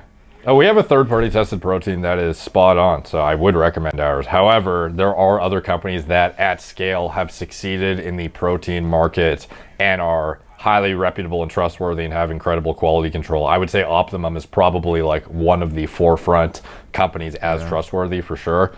I think Peptides is also excellent. And then there are, like, it kind of depends on, ideally you want to go from a company that has a long-standing global reputation for their protein. There are a lot of companies that really have a diversified catalog but are not focused in one particular area, so they don't necessarily have the incentive to go ensure the highest level of quality control across one particular product. But with an Optimum, I don't know how much they sell their other stuff, but their protein has got to be their, like, by far number one product they sell, and I think it's reflected in the quality from what I've seen, at least over the years, from what I've heard and whatnot. And there are reports you can see on, I forget what websites there are, but there are sites like LabDoor that show quality control of supplements, and they will test stuff in an unbiased way, at least, unless we find out one day they've been paid off, which, who knows? Who knows? But, but in general, I'd say Optimum is a solid go-to for sure. And for people who have GI issues from whey concentrate or even isolate, Peptides has a very good hydrolyzed whey, which is like, a lot of women have problems digesting whey, so hydrolyzed whey is like the most processed and filtered version that is like pre-digested essentially. So it's pretty easy on the stomach for people who get GI issues. So they have a good hydrolyzed whey, and those are kind of the two, I don't know, off the top of my head, companies in the protein space that are pretty trustworthy, I would say. And I think nowadays with transparency and education about label interpretations and the scale and gravity to which social media can nuke a company if they have a problem, a lot of companies are not doing the whole amino spiking thing or anything like that like they used to. I'm sure there are still a lot of fly-by-night companies who come into the industry are trying to get cheap costs and will do cheap stuff and sell garbage products, but I don't think there's as much blatant, like, completely fucking of the customer like there was back in the day when you could get away with putting on a shelf like a protein spike or an amino spike product and not really worry about public backlash as dramatically, because you would have to get seen. You would find out through, I don't know, indirect publications or whatever, but the consumer is not going to see like a viral video on YouTube pop off. So I feel like now the risk is almost like too high to not have quality control, fortunately. So there are a lot of companies that don't third-party test and don't have quality control and whatnot, but it's the bar is being raised, I would say. It's still pretty bad. There are a lot of companies that suck and don't have what they contain, but among the top companies, I would say you're pretty solid. So I wouldn't worry too much about that in the protein. And then when you go, when you look on the back of a label, even food, vitamins, whatever, it says this percentage, that percentage, that percentage. But that guideline was developed for the military. Like, we had a couple Navy SEALs, and that was developed for the military, what they needed to stay alive in like 1950. So how can you no, really, I mean, it's true.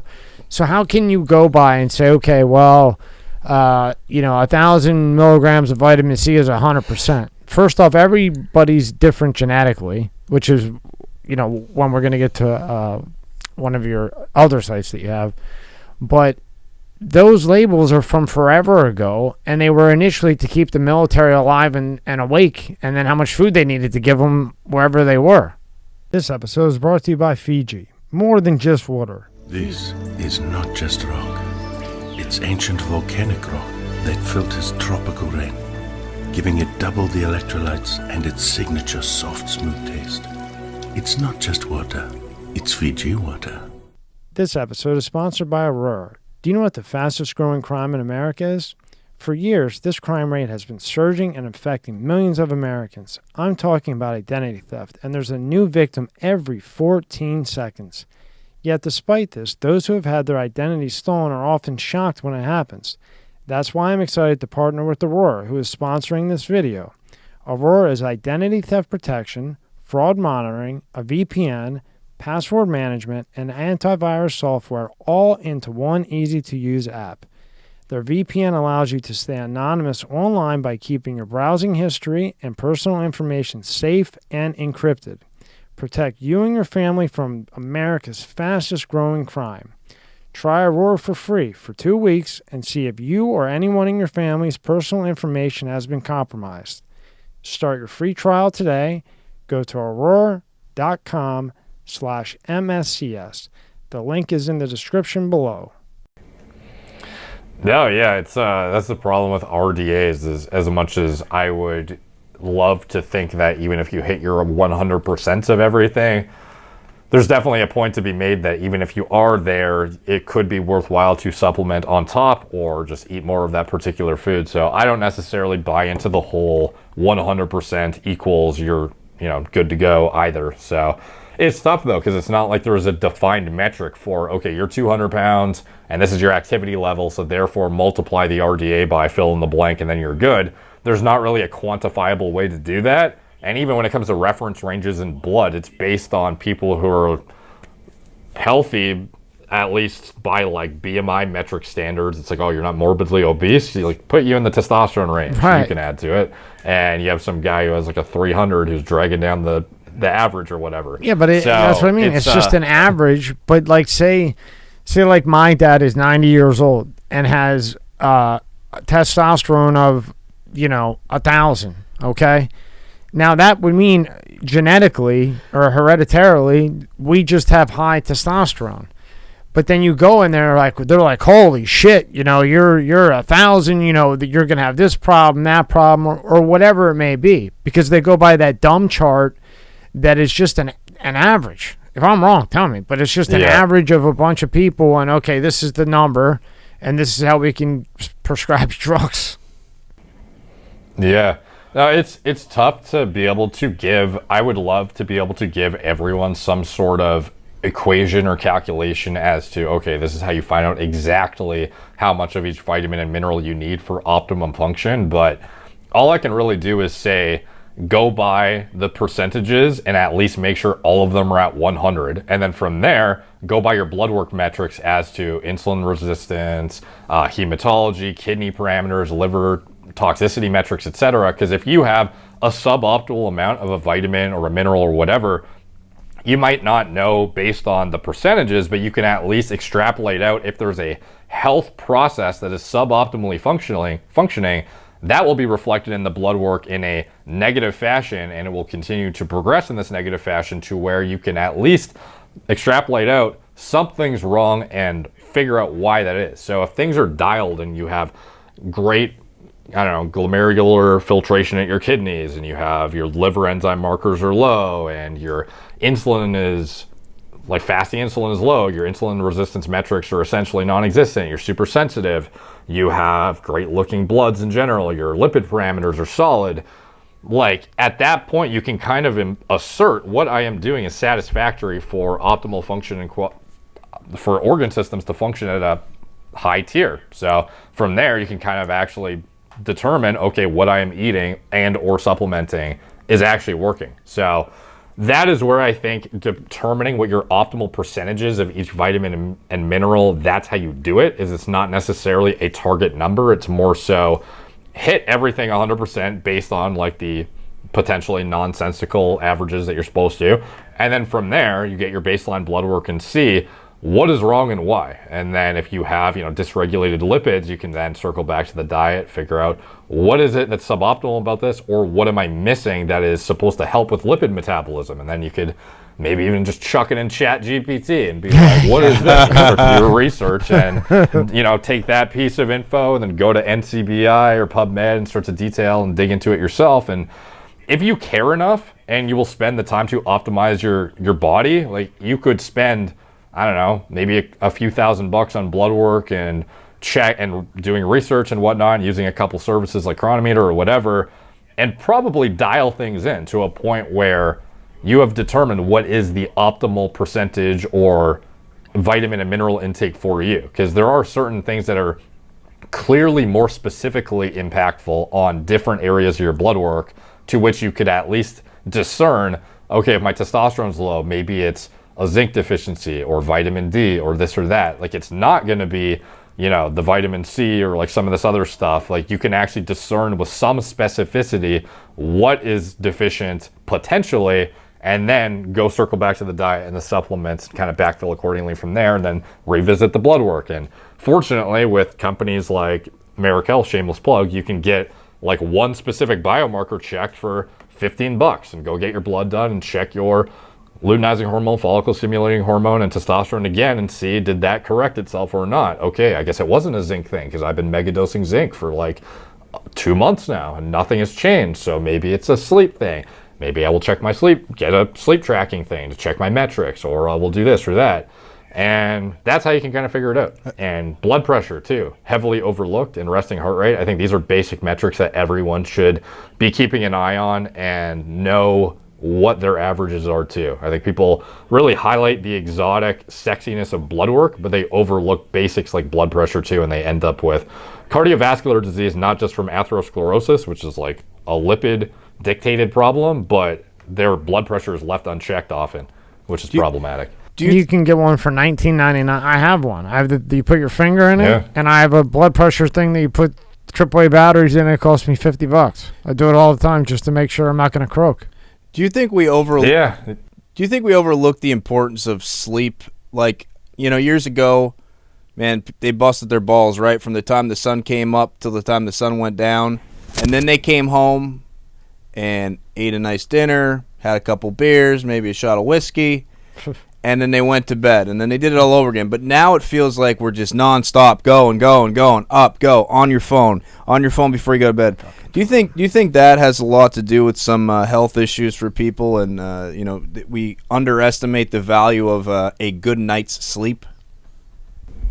100%. Yeah, it's the current modern lifestyle, especially in the Western world, is very sympathetically dominant. Like you wake up, You're, trying to get your brain woke up as fast as possible. So you redline some stimulants, you go work, you crank as hard as you can, and then you are oftentimes in an environment that is not conducive to optimal hormone output too, because you're in a sedentary, like, desk sitting environment for however many hours on end with minimal activity, and then eating foods that are not even real food. A lot of people have diets that are filled with, I'm not, again, like the artificial sweetener thing, I'm not opposed to them, but a lot of people will replace actual nutritious foods with just complete nonsense, essentially, and then just eat the nonsense all day. So obviously there needs to be a balance there, and then they will come home and be on their phone, consuming social media excessively, and going to bed literally looking at their phone right before they go to sleep and checking their notifications and whatnot. And it absolutely is not conducive to shifting into a parasympathetic rest and digest, conducive to rest and recovery state for sure. And I think a lot of people would be best served by implementing practices from a sleep hygiene optimization perspective, like winding down and, I don't know, ideally not eating significant amounts of food within an hour of going to bed. The late night snacking can definitely screw some people. The caffeine ingestion and not factoring in, it's called pharmacokinetics. It's like how the half-life thing I mentioned, how long it takes the drug to work its way out of your system. Even if you have some seemingly negligible residual amount of caffeine in your system from 2 p.m. or something, if you go to bed at 10, how much of it has actually worked its way out of your system? When you had 600 and you're down to, like, I don't know, 1.5 half-lives have completed, you're down to, like, I don't know, 200 milligrams is still sitting there occupying adenosine receptors. Like, you're not going to be able to get as good of a sleep probably as you would have otherwise. So a lot of this stuff is like, you think it's not affecting you, or it has an imperceivable effect on your quality of life and sleep quality, but that's just because it's the state that you are used to living in and you don't know otherwise. So a lot of people, I think, would benefit from really circling back and looking at, when am I, cutting off my caffeine ingestion? How close to bed am I eating? What is my diet comprised of? When am I having, I don't know, like the majority of my calories? Am I sitting in front of a TV watching, I don't know, Netflix literally until the minute I go to bed, and then I'm on my phone in bed and there's a light, going off and vibrations happening 2 feet from my bed every 60 minutes. Like, that sort of stuff will throw you out of a deep sleep for sure, even if it seems imperceivable. Like, my phone is not even in my room. So that's the kind of stuff. But blackout blinds, super helpful. Making sure there's no sound, ideally. I guess there is, like, white noise machines and stuff that can be helpful for sleep too for some people, but ideally replicating an environment that has as minimal of distractions in it. Even if you think you can't see a light because your eyes are closed, like, you get that stimulus when you are exposed to something that is not a blacked out environment. And I think people definitely notice the difference when they make sure they're temperature regulated and they have their thermostat set to where it should be when they go to bed. They're not overheating because they didn't eat a shit ton of stuff right before they went to sleep. They are avoiding, significant amounts of stress from their phone right before they go to sleep, and everything is dialed. Like, there's a clear and distinct difference in quality, in my opinion. I had this broad call me barbaric because I totally blacked out my fucking my bedroom. I mean, for that reason exactly, to get away from the phone, all the craziness, and I got called barbaric. So barbaric? You want to see fucking barbaric? It's not a blacked out room, honey. Yeah. Now tell me about. No, I think. God, I'm sorry. Go ahead. No, I was just gonna say a lot of people, I think, could benefit from really circling back and considering what is it in their life that seems normal but may otherwise be screwing them over. Yeah. Tell me about Phenibut. And then there's when I looked, because I went to get it when I was researching, and they're on pre-order from the site that you had recommended. And then they have Phenibut. Yeah. So Phenibut, HCl, and Phenibut, same thing? Yeah. They Phenibut, HCl, I can't imagine there is other formats of it. Like, ultimately it's just bound to hydrochloride, and that's kind of how they would presumably prepare it in, like, a powdered format for consumption, I guess. Like, I don't think it really matters, like, what, if you buy Phenibut or Phenibut HCl, it's probably just Phenibut HCl anyways. Could be wrong, but it's been a while since I've looked at it. But it was interesting because you mentioned that, you mentioned it earlier as if it was stimulatory, but I don't know if you know. I literally something, because it hits your GABA. Yeah, it'll, like, Yeah. Yeah, it'll like knock you out, dude. That thing is a very. They used to be sold in sleep products, which is wild to me because it's not something you want to be taking every single day. Like you will get dependence on it and brutal withdrawals if you are prone to them when you come off of it. But it's a pretty strong like anti-anxiety CNS depressant. So I know a guy who totaled his car on Phenibut because he took a decent amount of it, and it will just knock you out. Like it is, if you take a high enough dose, it is impossible to stay awake. And it's the thing with it though is it works kind of in the same way alcohol does, in a similar receptor interaction fashion. So you can kind of get some of the mood elevation, disinhibition properties. Like a lot of people use alcohol because it makes them lowers their inhibitions. They become more outgoing and social, extroverted and whatnot. And it kind of works like that to a more subtle extent, but doesn't inhibit like, you know, actual motor functions and make you a sloppy mess. So for me, back in the day, I used to use it as like an alcohol replacement that wouldn't mess up my gains while I was bodybuilding. So it does not like get in the way of muscle growth or cause, you know, fat deposition from excessive calories. It's calorie free, and it does make you feel a little bit drunk, but without being sloppy drunk. So it's a compound that is really interesting and really helpful for getting to sleep. It's just not something that should be used regularly, I feel like. And it became banned in the States recently because it is a prescription drug, I think in Russia or something. Oh, and I guess they found out people were selling it as like a dietary supplement. So they added it to a watch list with the FDA, and now it's illegal to sell as a dietary supplement. It's not hard to get now. Like there are a lot of companies that will still sell it, but you're not going to get the same ease of access as you used to. And at least I think one thing that is good is it's not in sleep formulas now, which I don't think it's sustainable as like an everyday sleep formula. I think it's like a hammer you need for if you're in a jet lag scenario and you need to like reset your circadian rhythm or something, or you just like overdid the stims maybe and you just really need to get to bed to get a good restful sleep. But every day it's overkill for sure. But it's really interesting. Like I used to use it for anti-anxiety. I've used it on podcasts before. Public speakers use it, pianists use it. Like a lot of people use it for easing and smoothing out their anxiety. Well, Yeah. every your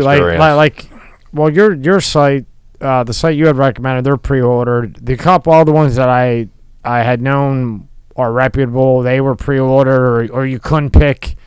You could get the capsules, but you couldn't get the powder. But yeah, it makes sense. To clarify, the only reason it was on my site is because it was a dietary supplement when you did. Yeah. So yeah. Well, the reason why it interests me is because I'm a Modafinil head, so I know they're two different things. But I like how it hits the GABA, and I can understand how, you know, if you have a couple drinks and you go on a podcast, not hammered, just a couple drinks.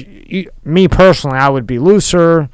You know, more funny, more outgoing, but then it makes alcohol hit so much harder, dude. Like you take a bit of Phenibut and then you drink. You have a couple shots. It hits you like 5 or 6 shots. Like, it's crazy. So they banned it here. Is that why it's such a pain in the ass now? Yeah. So now it is seen as, I don't think they scheduled it or anything, but it is just seen as, if you were a dietary supplement company selling it as a supplement, you may get a warning letter that says stop selling it or else we'll take you to court and, you know, potentially. I have about 3,000 friends that got those letters about SARMs. You put up tab 4. Oh. Yeah, they had all the SARMs, and then I think it was the LGD 4033. They had gotten a pile of letters. Okay. Yeah, and then of course he didn't listen, and you know the rest of that story. Now going back to you got everything on here. You know, bodybuilding, diet, health, dating, which this all originally started just as a self-improvement, right? Yeah. Now look at it. I don't have time. Yeah, I wish I had the time to write more, but it's so time-consuming to write versus verbally speak and make videos. So my articles, I haven't published one for years, except for a breakdown of a product I did recently that I thought was justifying a written format version of it with all the citations and stuff. But yeah, it was basically when I started in 2016, it was just writing about self-improvement and, you know, experiences I had at the time and stuff I thought was valuable, and that even included pharmacology. So like Phenibut at the time was something I literally went and did. I would go on dates if I was, you know, nervous on a date. I would use Phenibut, for example, and that was, you know, something that was pretty impactful on my quality of life at the time, seemingly. And job interviews too, pretty useful then. And yeah, anything that was something I felt I had some valuable insight on or something unique or whatever, I just, you know, wrote about it, and then eventually started making videos about it too, because it was more time efficient. And then the site kind of got phased out a little bit, but you know, some of my OG material still lives here. Sometimes some of the OG stuff's always the best stuff to go back and look at. You know, like the blood test. Yeah. That's why I went right to this, because the most accurate testosterone blood test you can get, because I know these doctors are playing games. You know, I know it. Yeah. Take us through your site. Anything you want us to click on? You got so much stuff on here, man. And congratulations as well. Yeah, I wouldn't even know where to start, man. Like, I think in general, getting, I don't know, I think everyone should get a baseline blood panel done. I think it's definitely useful, even if you're natural and not planning on taking drugs or testosterone or anything of that nature. I think it's worthwhile to get done, because if something does go awry, it's good to be able to look back and see what went wrong and why, and then extrapolate out what could be done to optimize it. Or you might identify something that's totally like a complete genetic predisposition, even though you think you're perfectly healthy and you otherwise are a fit, jacked dude. I know guys who are like the physical manifestation of natural perfectness in the fitness industry, and you would think are perfect in all blood metrics, and you find out they have some crazy genetic predisposition and their, you know, homocysteine levels are off the charts or some random thing, and you would have never found out otherwise if you didn't get a baseline panel done. So for me, that's I don't know, typically something I would tell anyone who watches my stuff who is concerned about optimization or self-improvement or being healthy and optimally functioning. Get a comprehensive baseline panel done. Like if I had a young teenager or somebody who is, you know, transitioning to adulthood, the first thing I would buy them as a gift is a full blood panel, personally. Yeah, and then click on Kratom. I used to have a couple bars, and I had this stuff at my bar, and it was just a popular thing. And Derek, listen to me. Mm-hmm. These guys, I would open at 9 o'clock, and you would think I was a meth clinic. These guys were like standing outside, and I had, you know, where it was in a wealthy area, you know, purposely. That's why I put it there. And I had this just because one of the vendors that had, I forget what the hell he had in there, but they were literally standing outside like itching to get this shit. Is there any benefit to it other than standing outside of a door itching, like literally itching their arm off to getting in? Or what are your thoughts on it? Or maybe they were shooting something else with it. Who the hell knows? I think this is something that I was led to believe was pretty benign and harmless years ago too, and I used it as like a recreational drug of sorts to kind of get the feeling of being high without being high, or something that would elevate my mood for like cold approach and dating and stuff like that, which in hindsight, you know, it was not as impactful as something like Phenibut for sure, but some people get very, very significant mood elevation, euphoria, productivity out of it, but the main utility of it is helping people get off of opiates. Like it interacts with the same receptors and can help people wean off of like really heavy narcotic drugs. They become reliant on this though, which is that, you know, a good or bad thing. It seems more benign in terms of its side effect profile, and it's way less risky for sure.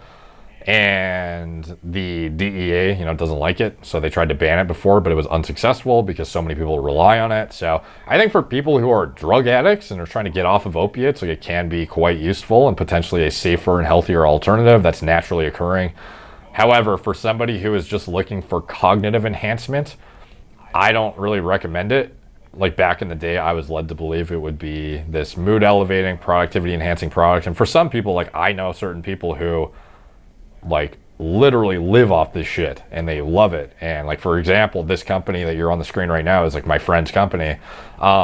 he has been using it for years and is totally healthy. But it's something you will build dependence to, and you will get brutal withdrawals when you come off of it, like an opiate. So you got to be careful about it for sure. It's not something to just, I've seen it sold in like university, like college campuses now, and like shots and stuff. And like, I think more transparency around the risks of it needs to be taken, because it's not something that you can just, you know, switch. I thought back in the day you could just switch your strain that you use around, use like a fast strain or a slow strain or whatever, and then you wouldn't get dependent on either of them, and then you could cycle off whenever you want and have no withdrawals or anything of that nature. But definitely not the case. And I know certain friends that are still using it to this day because they started taking it for just like mild enhancement purposes, and they're addicted to it. So one thing's for sure, like you said, Derek, this is better than methadone. I've had friends that got off and then they went to the methadone clinics, and shit, you want to talk about hell getting off of that. Whew. Yeah. It's I don't think there's even any like real reported side effects other than you will get dependent on it and have withdrawals if you come off. Like, I guess, is that a side effect or no? I don't know if you'd want to call it that, but other than dehydration and some like potential suppression of testosterone to some extent and pain mitigation, like it definitely, that's the main reason people use it, is to lower, like get rid of pain, chronic pain. It just like numbs the shit out of it. But it seems to be a far healthier alternative of the lesser of two evils, essentially, is like how I would describe it. And it's readily available, naturally occurring, and seemingly more side effect free, with exception of dependence, unfortunately. I just feel like too, we're like surrounded by, like, you watch TV or you're on your phone and it's like, are you feeling tired today? You know, does your wife not, want to sleep in bed with you?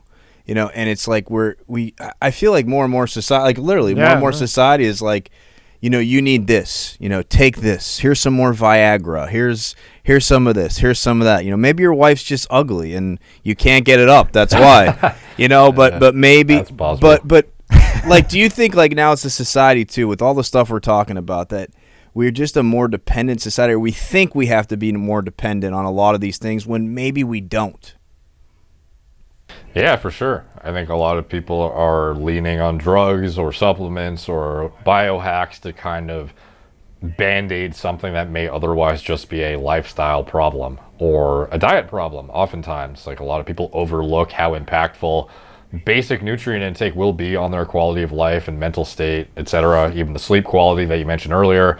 If all these things are dialed, like, in general, a lot of the stuff that you may otherwise rely on becomes less of a necessity to function at a high tier. So it's not to say that you should not use performance enhancing compounds or what have you, though, because like, I'm like the fucking PED guy, essentially. Like, I'm the one who talks about whatever attributes these things could have and the risks and reward potential or whatever. And I think there's certainly a time and place for a lot of stuff, but I do think a lot of people are convinced they need something that they may not otherwise need, for sure. Like the semaglutide thing, could you have gotten lean without it? Probably, but you've been convinced, some of these people, that you need the semaglutide to not eat.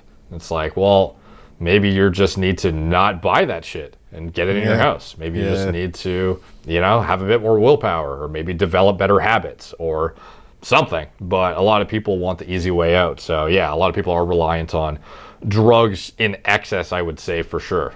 Go to male enhancement. Does this bath mate really make your dick bigger?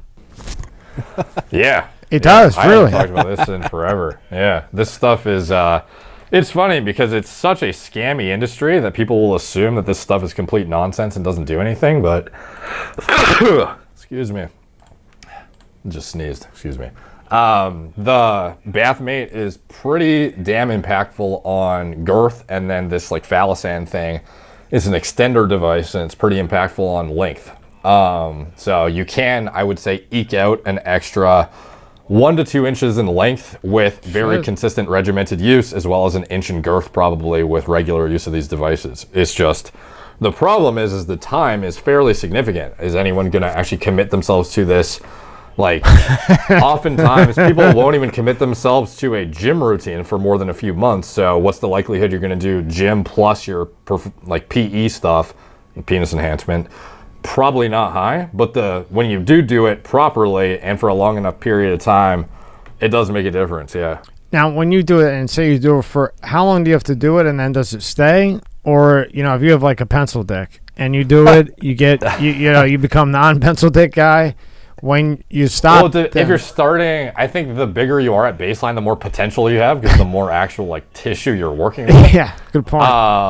But with this stuff, I would say it's been a while since I've talked about this, so it's hard for me to even remember. But this might open up. This might get your money for all your vitamins that you want to do. You know what I mean?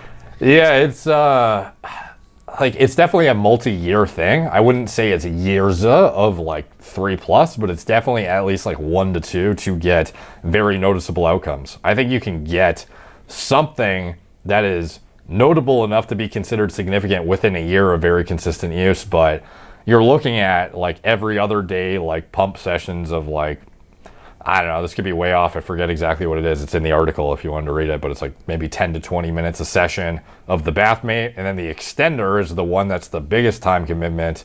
You have to wear that thing for like 8+ hours a day. Oh. Yeah.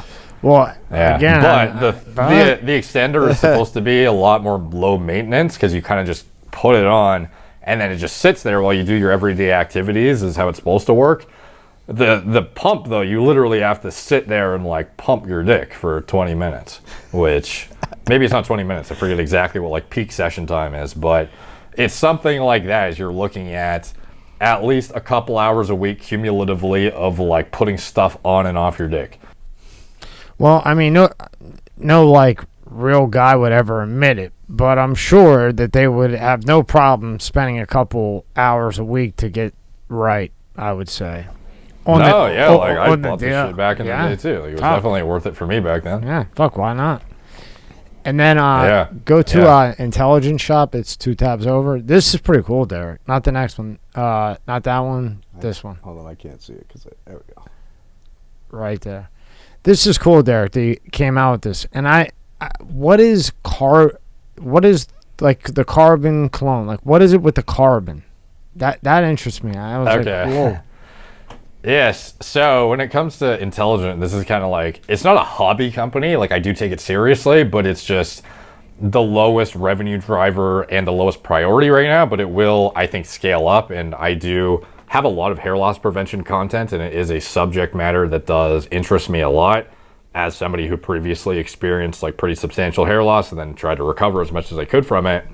So some of those products that I used over years, like ketoconazole shampoos, as well as researching minoxidil, microneedling, stuff like this heavily interested me. So monetizing in a way that I can sell my own versions of what I feel to be high quality iterations of these kinds of products, obviously a go-to and right up my alley. So this stuff I bought anyways myself, so why not create a version that I feel would be like, a lot of people need to know this stuff exists as an option. I don't necessarily say you need to do it, but a lot of people, their mental health and like self-worth is even heavily tied into their cosmetic appearance, and hair is a pretty big deal to dudes. As much as some people want to say just shave it, bro, and go bald, it is a pretty big deal to a lot of people. So that ain't happening over here. I'm going. Yeah, fuck that. My buddy, he went to Men's Health Club and he went to jail for 12 years and got out, and his hair still looks perfect. I have the guy, the address.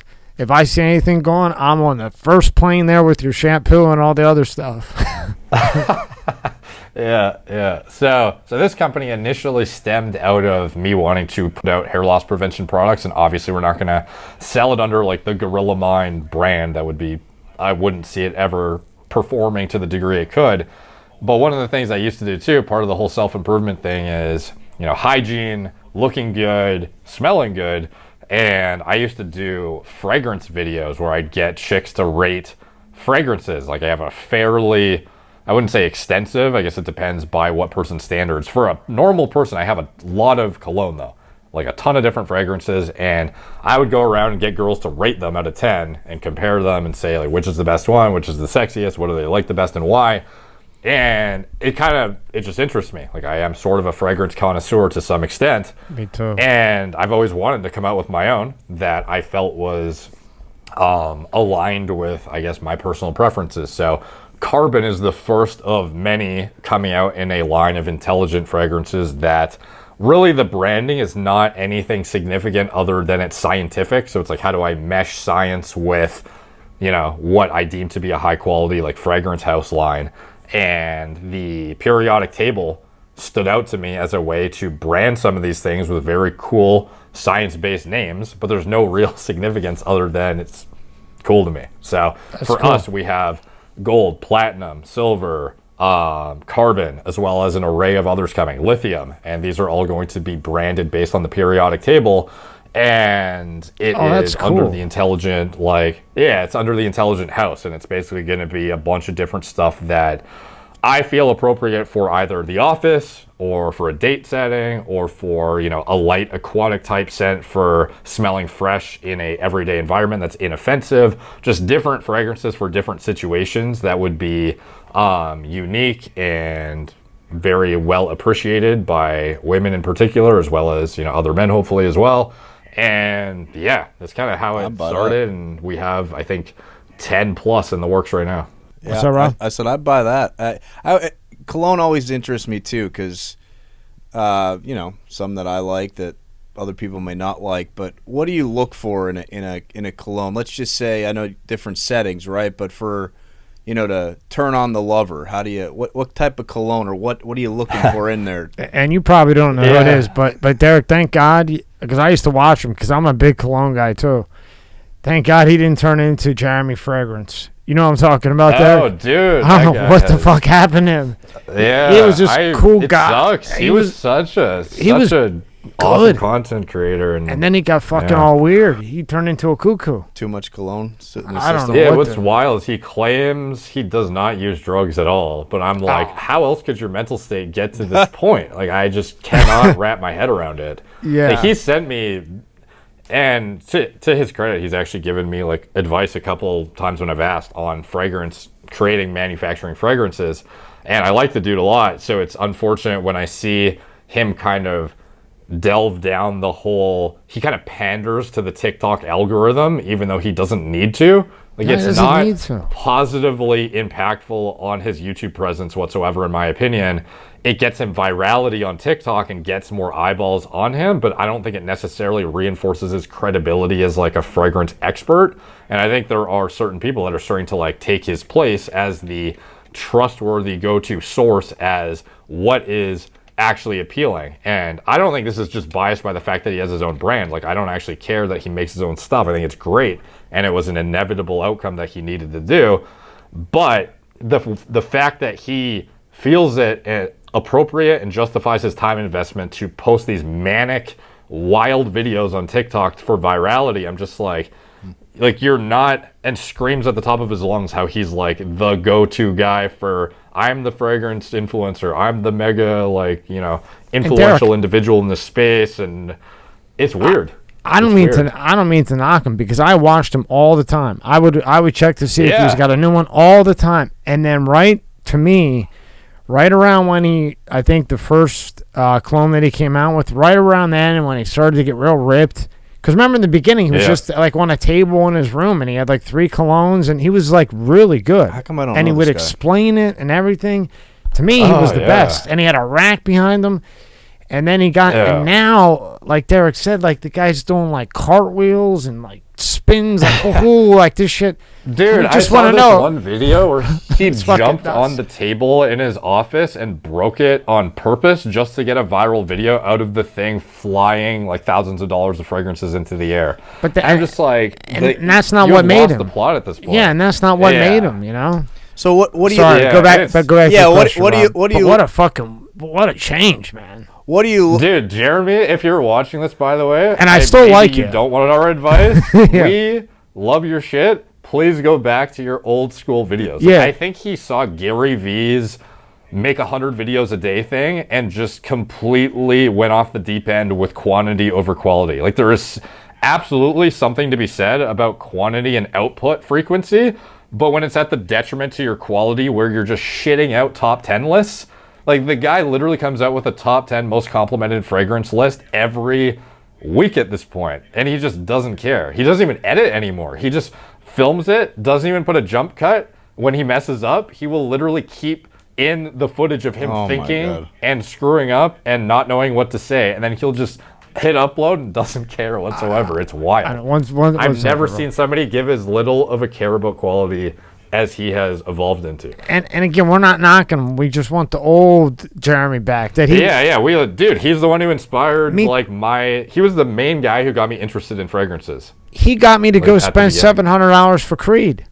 He's the one who got me to go spend $700 for fucking Creed, and then he was like, "This is the closest one to Aventus," and then the other Aventus.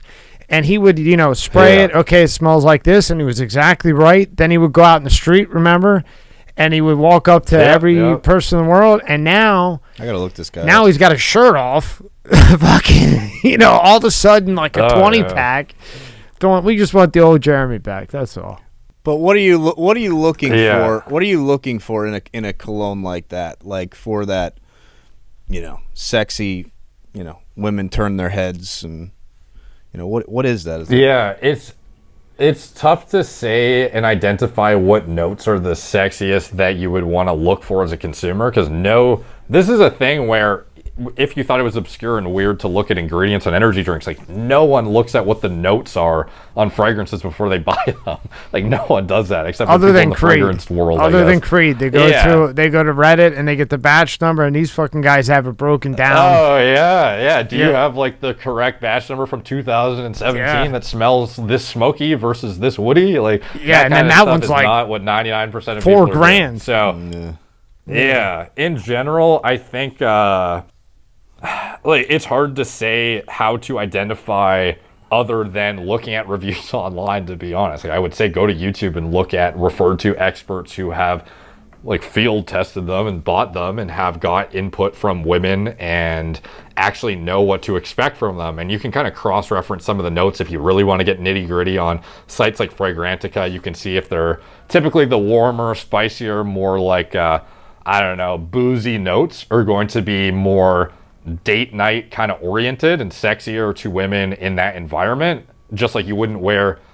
It's kind of hard to say it's common sense because some people don't get this, and this is why they defer to educational platforms like Jeremy used to be in order to, or is somewhat still, but needs to get back to that. But anyway, stop breaking tables, bro. I'm trying not to shit on them too bad. No, because I love them too, Yeah, but an aquatic fragrance like a Nautica Voyage, for example, it's amazing and it smells great, but it's like a fresh, inoffensive, everyday, could even wear it to, the gym in a light if you weren't overdoing it potentially, kind of just your everyday fragrance versus a Dolce & Gabbana The One, which is boozy, sexy, deeper kind of, delicious almost taste, smelling. It's hard to describe, but some of these notes are more oriented towards a nighttime environment versus the day versus an active, just carefree, inoffensive kind of vibe, fresh out of the shower type vibe. And you can kind of pull and extrapolate out from the notes, or ideally just reviews, because it gets kind of nuanced with the notes, as to what situations are more worthwhile to wear them in and aren't offensive to people around you. But ultimately it's just looking at fragrance experts on YouTube is how I do it personally, as to how I got my recommendations back in the day. And because if you just go by commercials, you will never know. If you just see a Johnny Depp Sauvage commercial, you have you don't know what it smells like or what to expect really. You just know it's cool, and that's about it. Nor does he. He just got a $10 million check. He doesn't know what the fuck it smells like. Exactly. Now Carbon, I like it. I'm going to try Carbon. I'm going to get it. And dude, remind me with your address after. I will get you Carbon, the energy drinks, and whatever, and you can let me know what you think. How do you make it, when you're developing Carbon, I've always wanted to know, how do you make it last long? Because that's always a big thing with colognes. So this is something to look at, I guess could be a way to discern potency, is the perfume oil concentration. So there is eau de cologne, eau de toilette, eau de parfum, extrait de parfum, and it's kind of these escalating concentrations of perfume oil relative to the actual liquid in the bottle. So the more watered down, the weaker it probably is going to be for that formula.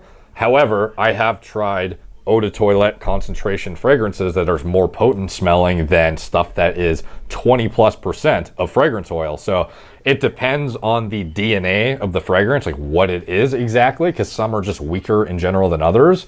But that is at least a way to discern potency of that particular formula.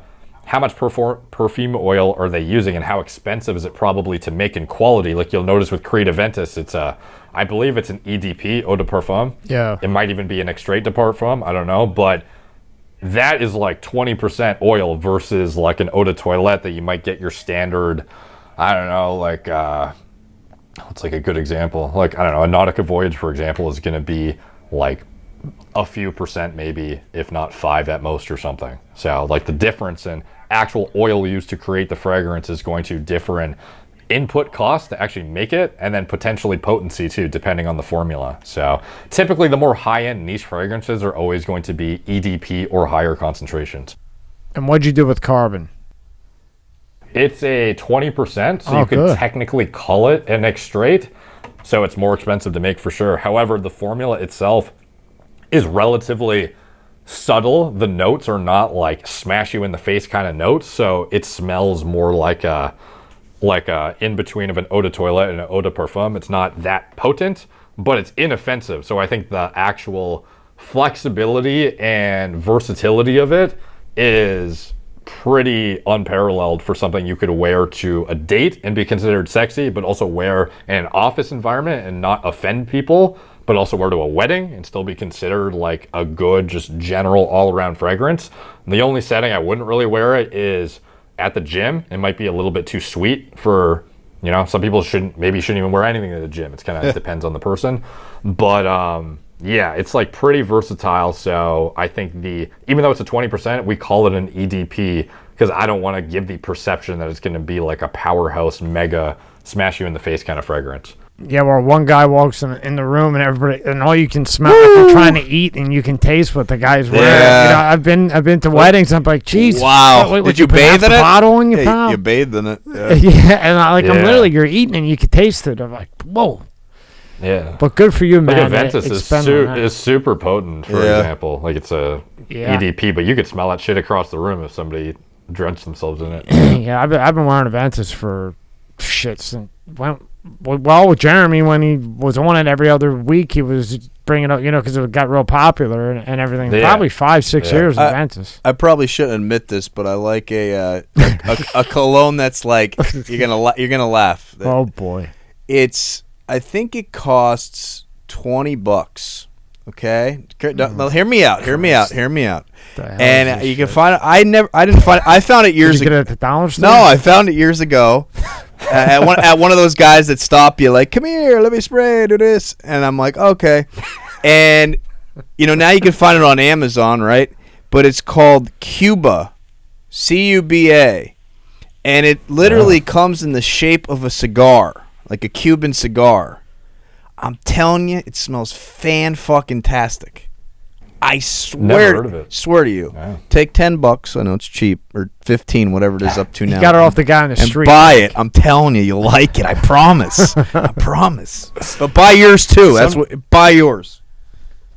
Oh, thanks, man. No, yeah, sometimes price doesn't necessarily reflect quality always, too. Like Nautica Voyage, I've mentioned a few times now. It is the best-selling fragrance on Amazon right now, I believe, but it's like $20 for 100 milliliters, and it's really good. Like most women will say it is one of the better smelling fresh aquatic fragrances that you could get. And I think a lot of people don't get it that are in the fragrance niche because it's seen as too mainstream or whatever, but it's undeniably very good, even though it's cheap. So Derek, like everybody's worried about fitness. You got your fitness trainer with their schedule in their back pocket that they just look at, okay, skinny, fat, medium size, whatever. And then they just go by that and charge $90. But nobody looks into health coaching, which I would think would be the first thing you would look into to see where you would go from there. And then can you pull up tab 6? Yep. Got it. Yeah. No, yeah, I think I totally agree, man. Like the health coaching, it's definitely I think overall looking at everything as a system rather than just blindly assuming that certain exercise regimens or are going to move the needle significantly. Like, it's kind of hard to expect the best results when you're not aware of what's going on from a hormones perspective or even a diet intake perspective. Like, it's kind of interesting how many people will get one thing checked without factoring in everything that contributes to the outcome at the end of the day. So you could exercise all you want, and I do recommend exercising, obviously, and potentially having a trainer or whatever, but when you're not looking at your diet concurrently, as well as not evaluating your biomarkers to actually see if what you're doing is impactful and putting you in a positive trajectory to improving your metrics of health, it's like a direct dictation of if what you're doing is working. It's like a report card, your blood work. It's like, how well did you do relative to what you are imposing on yourself to actually achieve a high quality of life and high state of health. So I think getting it kind of goes back to the baseline panel recommendation I made earlier. And how'd you get involved with am I saying right, Merrick Health? Yeah, Merrick Health. So for me, I've made content about hormone optimization, interpreting blood work for years, and it kind of got to the point where I had so many people asking where should I go to either get overseen for TRT, see if I'm a candidate for it, or simply to get my blood work done or optimize, or even determine if I'm somebody who should be going down the rabbit hole of pharmacology, hormones, or if I just need to stay natural and do this or that. Should I take supplements? How impactful is it on fill in the blank markers? And I didn't have anywhere to send them. So I was saying, basically go to private MD labs for your blood work. And I don't really know. Good luck on finding a company who's not going to just cookie cutter prescribe you, testosterone and anastrozole and Cialis and kick you out the door kind of thing. I didn't really have anywhere to send people. So I started working with somebody who reached out to me who has 8-9+ years experience in the industry, who is a fan of mine, and we connected and really hit it off, and we started this company that it kind of just got off to the races really quick because I had like a fairly substantial, I guess, audience that really deferred to my recommendations and needed somewhere to go that would facilitate this in a way that was not heavily biased by just trying to mass prescribe stuff. Like for us, you can get self-service labs through the site. Like if you click on diagnostic labs at the top of the screen there, it goes to merrickdiagnostics.com, and from here you can actually just buy single biomarkers for like $5 each, or you can get a pre-designed panel by me and my team, and you can either decide to just get the blood work, or you can have a expert interpret the blood work too, and then make recommendations accordingly based on what might be warranted based on your individual state of health. So there's no forcing you into anything here. It's basically just giving you the information, and then with that information you can do what you want or seek extra help and assistance. And that is kind of what we try and facilitate, is as much education that we can impart as possible. And then along with that comes the if warranted, supplementation, diet manipulation recommendations, sleep hygiene change recommendations, pharmacology if needed, stuff like that. And having somebody who understands this stuff, the nuance, and stays on top of the cutting edge literature and isn't judgmental, especially like bodybuilders in particular have a very difficult time finding high quality medical oversight that is non-judgmental of their activities, because they're going to be using stuff regardless and pushing the envelope of their bodies, and having a doctor just light them up every time they come in for trying to get blood work done or tell them they're irresponsible, they're going to kill themselves or whatever.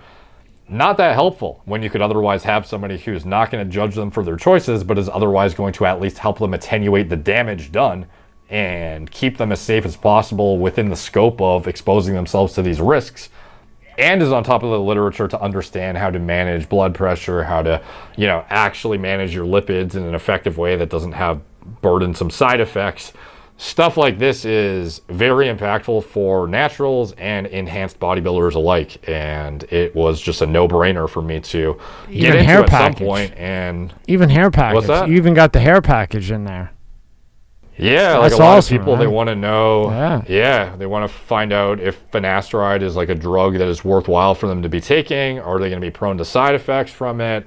And getting the full picture on what is the path forward and the best risk to reward trade-off for certain individuals. It's having as much data and context as possible is ideal, especially if you're going to be embarking on something which is lifelong manipulation of your hormones. Like even when it comes to finasteride for hair loss, like you are inhibiting a pretty significant hormone in your body to prevent that hair loss. So it's like knowing all of the risks that come with it, rather than there are a lot of companies that just haphazardly shove out ads on big YouTube channels, and it'll be like, just take the finasteride, but then don't mention that, what are potential downsides or what risks and reward could be from that. And we try to give both sides of the coin and give as much context as possible before you jump onto something.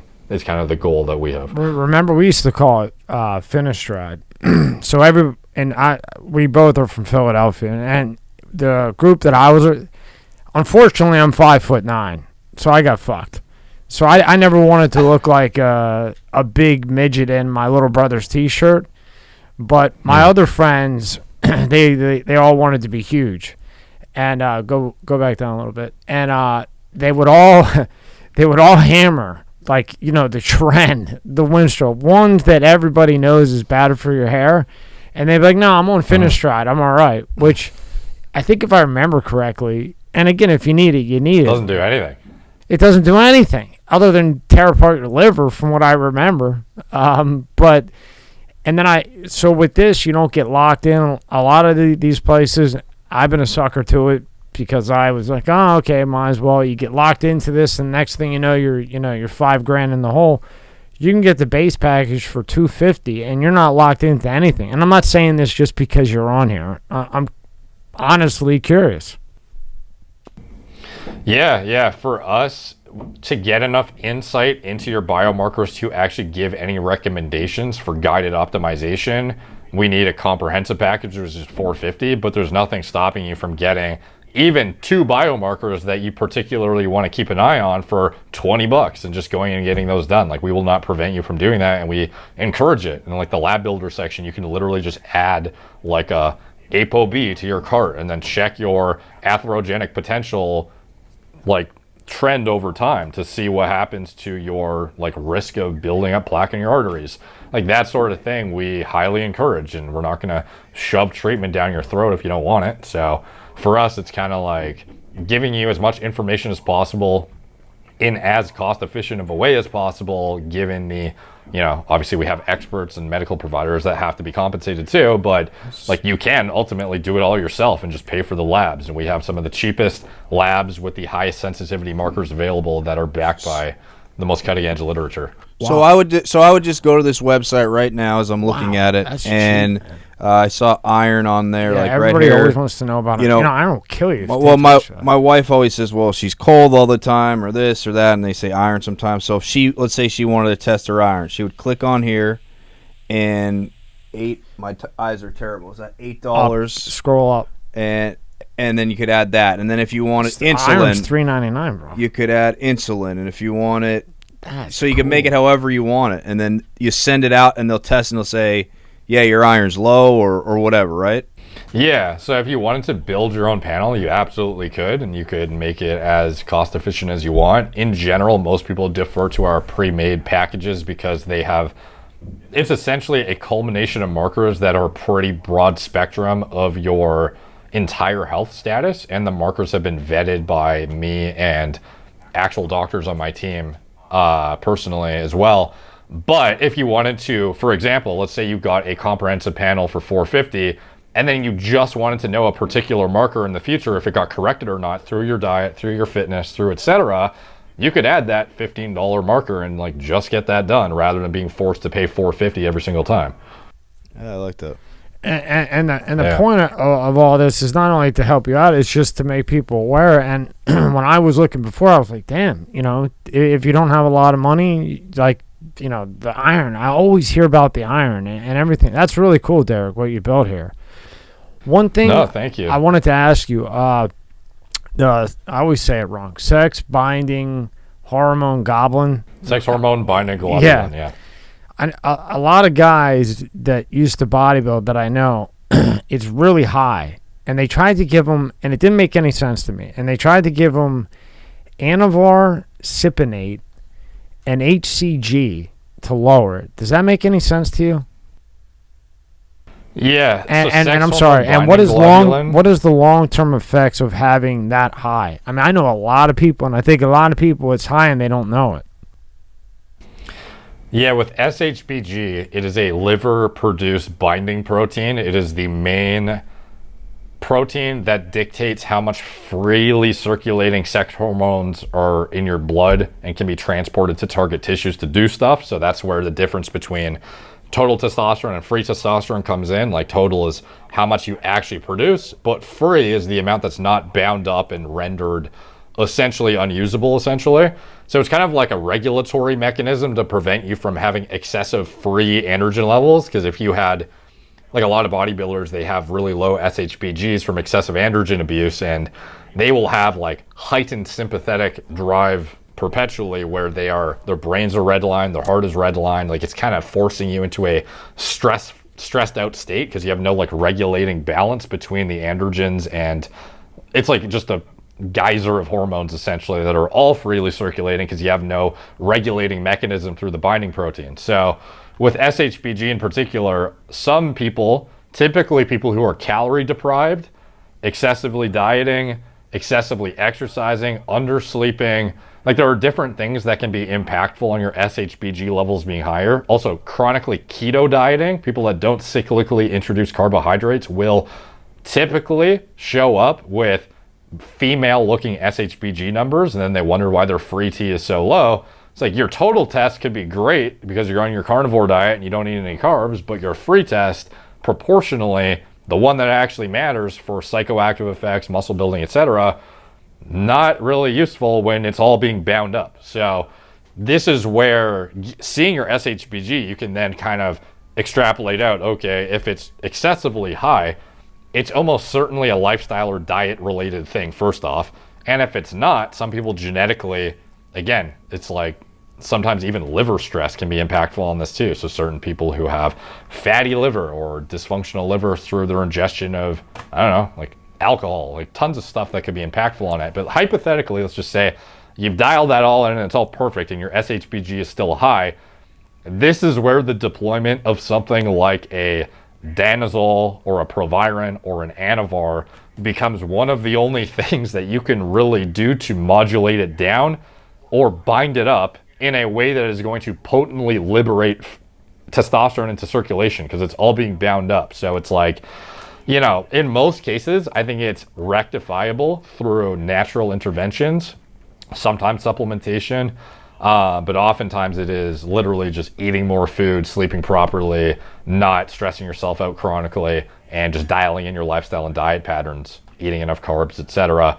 But if you're somebody who has everything perfected and you still can't get it down, that's where microdosing an Anavar, very impactful on dragging down your SHBG and liberating free test and allowing you to really get the benefits out of your natural production of test. And that low of a dose of Anavar is like pretty minimally impactful on liver toxicity metrics and not suppressive enough that it'll like shut you down entirely. So it's extremely rare, but in some scenarios, it could be considered justifiable to have somebody on like a 2.5 milligram Anavar in order to, a couple times a week or something, just to like slightly push that SHBG down back into range and then get your free test level substantially higher than it would have been otherwise. Yeah. So I think it is in some cases, again, it's like, why is your liver doing that to begin with?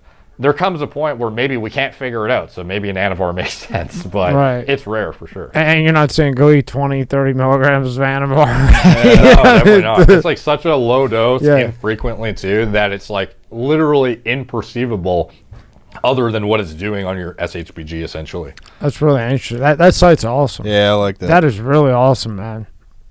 No, thank you. Appreciate it. Yeah, congratulations on that. That is easy to use, you know, man. Just really impressed. Yeah, as much as I like the, you know, formulating supplements and creating cool products that people like that's the thing I'm most passionate about, is the whole entire health oversight thing of Merrick Health having the preventative medicine is something that I care about very passionately, and part of what led me to it too is my frustration with the Canadian medical system and how impossible it is to get basically anything you want. In the States, at least you can pay for it when you want, even though it's still kind of problematic and there are shortcomings for sure. But in Canada, a lot of provinces, you want to pay for a blood test, they won't even let you. You need permission to pay for it. Yeah, what the fuck, insane. really? You gotta be get like, can I check my cholesterol? And they'll be like, no, you're 23. Go home. Like, fuck you. Nah. Jesus. What age do you think somebody should start getting their blood work done? I think a baseline panel when you're done puberty is warranted. Even if you're perfectly healthy and you think there's nothing wrong, getting that baseline panel is like the best use of your money, in my opinion, realistically, because it's like you either, worst case scenario, identify some wild genetic predisposition that you wouldn't have known about otherwise for 10 to 20 years at least, or best case scenario is you now have a perfect baseline that shows exactly where at your prime of your life everything stood. Yeah. And then if anything went awry thereafter when you're 31 or whatever, ideally you have some sort of data set that you can cross-reference against what is going wrong and what looks weird and wonky, and cross-reference it against prime version of you, and then dictate, okay, maybe this is what's going wrong and why. But if you don't have that, you're just blindly taking shots in the dark. What's wrong? Like, do you have lower tests than you used to? We don't even know. Like, we don't know what your prime production was. So how do we even know that this isn't what you've been at for 20 years? Yeah. You know, stuff like that is just very helpful to know and give you a more informed assessment of your health status before like blindly jumping into hormone therapy or blindly jumping into supplementation or what have you. And of course, nobody ever talks about that, but that makes, you never hear about that on anything, but that makes the most sense. You know, as soon as you're done with puberty, boom, get it done. Now you know where you're at. When you're 30, then you can compare where, you know, what you're at 30 versus 20. And then that's how you can tell hereditary and all that other stuff without 10,000 referrals and all that other bullshit that they try to do. I'm gonna tell my wife about this when I go home Yeah. to check out this site. You gonna it's tell cool. the wife? Yeah. There you go. Right on. Now, you know, in the U.S., I don't know how it is there. The testosterone levels are constantly declining. Do you think it's the food, the phone, whatever it may be? Do you think that? And then over here, bro, 1 in 3 people are obese. 1 in 3. Jesus. And I don't mean like, you know, Yeah, I don't mean like you have like that little flab over your belt. I mean consider it obese where like I could slap you and your belly wiggles and shit. Yeah. I think it's I would love to identify like 1 or 2 primary causes, and I guess if I were to really get to like a broad general overview, I would say diet, lifestyle, sleep hygiene, like the main things for testosterone. But there is certainly stuff that can add to the equation, like the microplastics or the, you know, poor quality water or environmental toxins or foods that aren't even foods that you're eating. Like there's stuff that could be contributing in a cumulative fashion that all contributes. And it's hard to really pinpoint exactly what your issue is, but this is kind of where the blood work is too, because a lot of people, they want to try and assume, oh, it's you know, fill in the blank thing, it's this environmental toxin, or it's BPA, or it's this, and it's like you don't really know until you get blood work before and after exposing or not exposing yourself to the stuff. So it's like if you really wanted to see how impactful stuff was, that's where you get before and afters and pull that out of your life and then see, do you have a positive improvement in your quality of life to where it was justified to remove fill in the blank thing that otherwise, like some stuff that is bad for testosterone might otherwise be seen as like, I don't know, it might actually improve your quality of life if you really, really liked, like for example, wireless earphones. I'm not going to say that EMFs and stuff are going to melt your brain or whatever, but it's like some of the stuff, there's a convenience factor of modern living too, where you can have to weigh out, is what you are doing actually impactful in terms of going full-blown like natural, ancestrally consistent lifestyle. And that's where you just have to look at the blood work and your quality of life subjectively and sleep metrics and determine, is it actually positively impacting things or not. So I think overarchingly though, it's sedentary lifestyles with people who have no motivation or drive to really do anything in life because they are rewarded for, like, they just have no hardship essentially and don't have to endure hard times to achieve anything because they can float by on essentially zero effort activities and just skate by with poor quality diets and horrible sleep, and then it all is just a vicious circle effect. So I think that's the main underpinnings of everything. That was the diet, lifestyle, sleep, and exercise. A lot of people just don't do shit. And especially now, and what they do is they'll go on the TikTok, Instagram, and this person says, oh geez, whatever they say on there, this will work, this is the new thing. Somebody that they don't even know, on a 3-minute video says, oh, this is the ticket. Oh, yeah, I've been feeling tired, too. And next thing you know, they're dropping, $300. Shit comes in the mail. You're like, what the hell is this one now? Oh, it's... Some of the TikTok ads are wild, dude. I'm shocked at how unregulated it is. Like, I've seen... There's this one completely, cyclically rehashing account, and it's basically promoting a weight loss tea or something. And they take...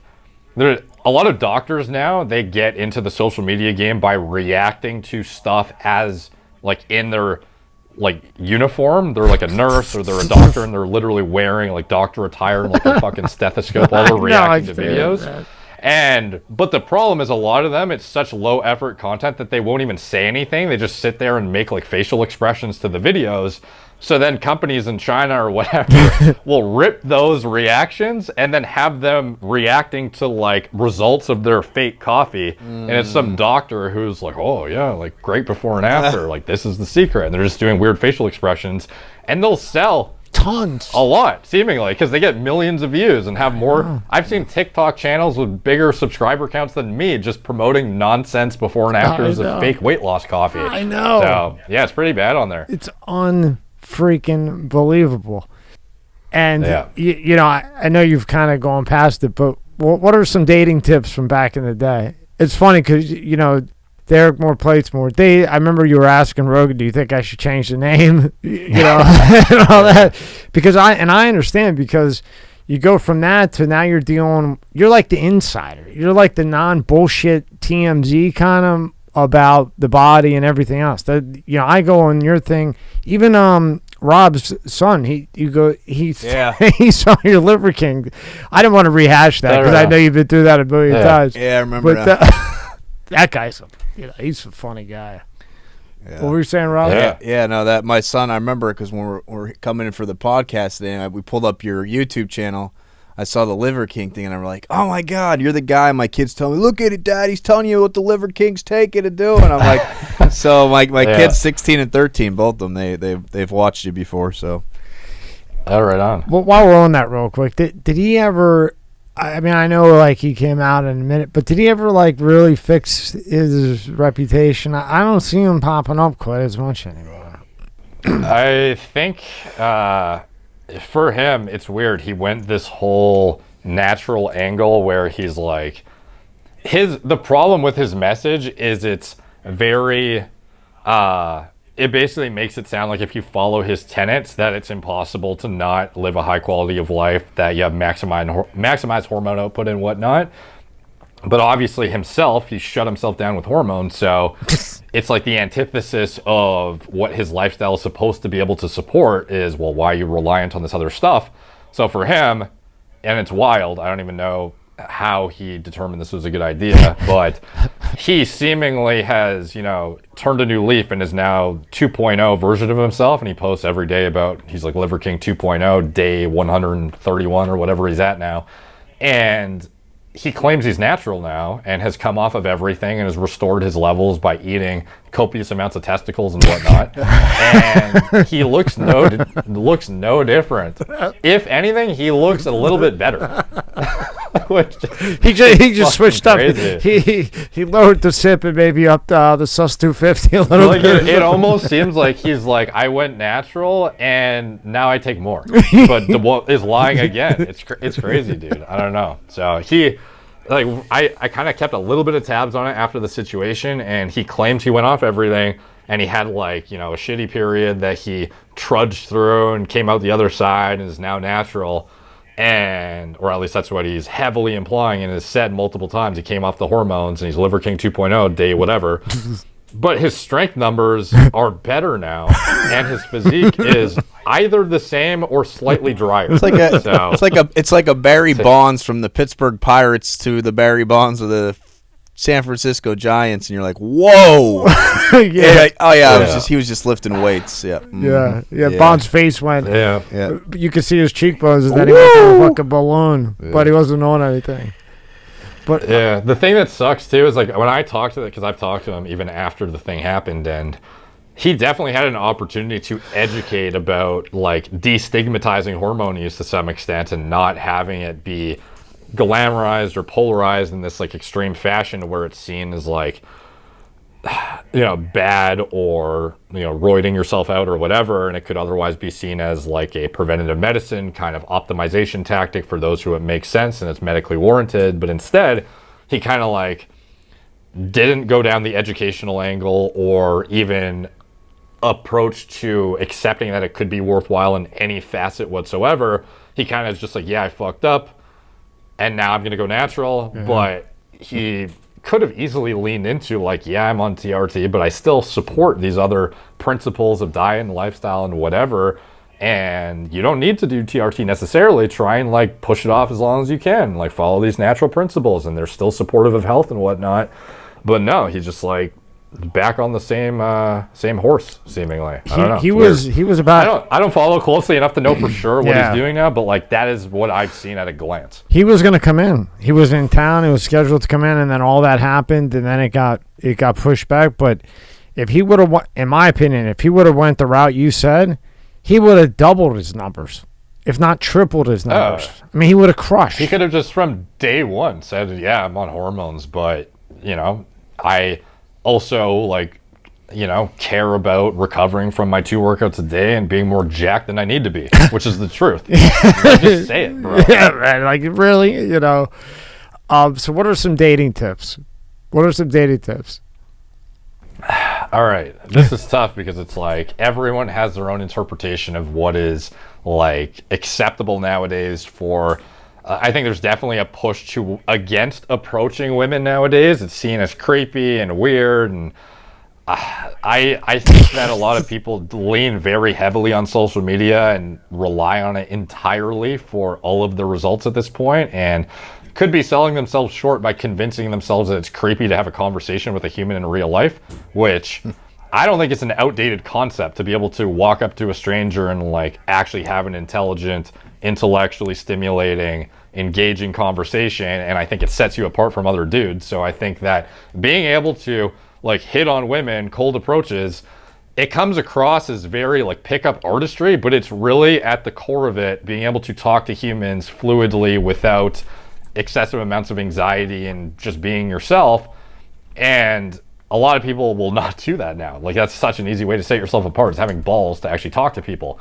And that's even talking to dudes too. Like to be able to make friends. How many people are even willing to talk to a dude at the gym who they think they might, be good friends with or could get along with or have similar interests or whatever? Like no one wants to talk to anyone now. They just want to be online. So I think being an outlier in that you're not creepily mass approaching women, but you're also like willing to talk to somebody you might be interested in. There's absolutely a happy medium where you are not the creepy pickup artist guy, pending you aren't creepy about the way you go about it. So I think that in itself is a way to set yourself apart, at least in the real life arena. And then obviously all the other stuff is very impactful on your results, like your hygiene, style, staying as close to 10 to 12% body fat as you can without impeding your hormone production if you're natural. Like getting lean is one of the most impactful things you can do on your appearance and attractiveness, in my opinion. A lot of guys that think they're ugly and need facial reconstruction surgery or whatever could otherwise just lose 20 pounds and look much better. So I think a lot of people are overlooking the low-hanging fruit and are assuming they lost in the genetic lottery. But how many guys that are actually lean have like despicable looking faces that are fit guys? I feel like it's not as prevalent as people would assume. A lot of guys, if they have a fit physique and have a lean face and have a good diet and lifestyle and are on point with their stuff, will look pretty decent. And I'm not saying they're all gonna get 10 out of 10 chicks or get very good results or whatever. Everyone has their own shortcomings when it comes to aesthetics or attractiveness in the face or whatever. But if you're maxed out as much as you can from a style aspect, getting lean, basic hygiene, incredibly overlooked nowadays, that kind of stuff is going to be a game changer for results. And then, I don't know, having the balls to talk to chicks and actually develop your social skills. Like, you don't go into your first conversation with a woman and have a very fluid interaction unless you're, a social savant typically. So a lot of times it's like exposure therapy to multiple times, going out of your house and actually interacting with humans, and you become a more confident speaker who is actually intellectually stimulating, and people want to talk to you and are excited to meet and want to hang out with. Like, that kind of stuff is developed through time. It's not like it's very atypical for a guy to just be like, a complete wizard when it comes to meeting women. And some people are incredibly gifted and are going to excel just naturally, but a lot of people have to work on it actively. And that's where I think, exposing yourselves into uncomfortable social situations as often as you can within reason, without doing like obscene, socially unacceptable things, is worthwhile for sure. And then it kind of gets into, what makes you high value from a, money aspect. How much money can you make? How much value can you offer from a, stability aspect or whatever?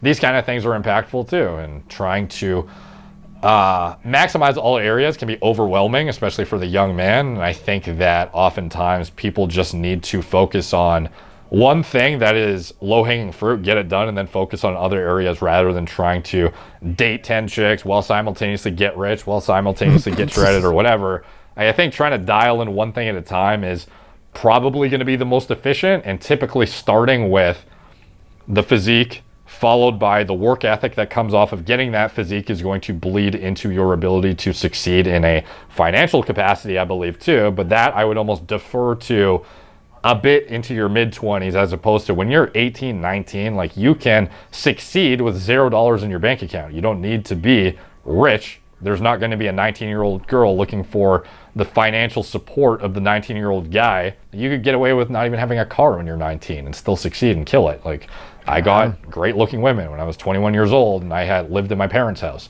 I don't necessarily think it's the most conducive thing long-term, but the charisma. You can get away with a lot when you're when you're younger. Developing social skills and getting your fitness and everything dialed in, I think, is the baseline infrastructure. And I think your ability to generate money will come on the back of that as an individual who is demanding of respect. When people see your physique, they know the work ethic that went into it. Also, your social skills will command respect as well, and your ability to actually negotiate deals, actually come up with make business presentations that are impactful. Stuff like that all bleeds from what I believe to be the infrastructure you should build as like an 18 to 22 year old or even older than that guy. And then focus on your finances and building up your entrepreneurial endeavors, or getting a high quality job with some company that you aspire to be with, or whatever it is.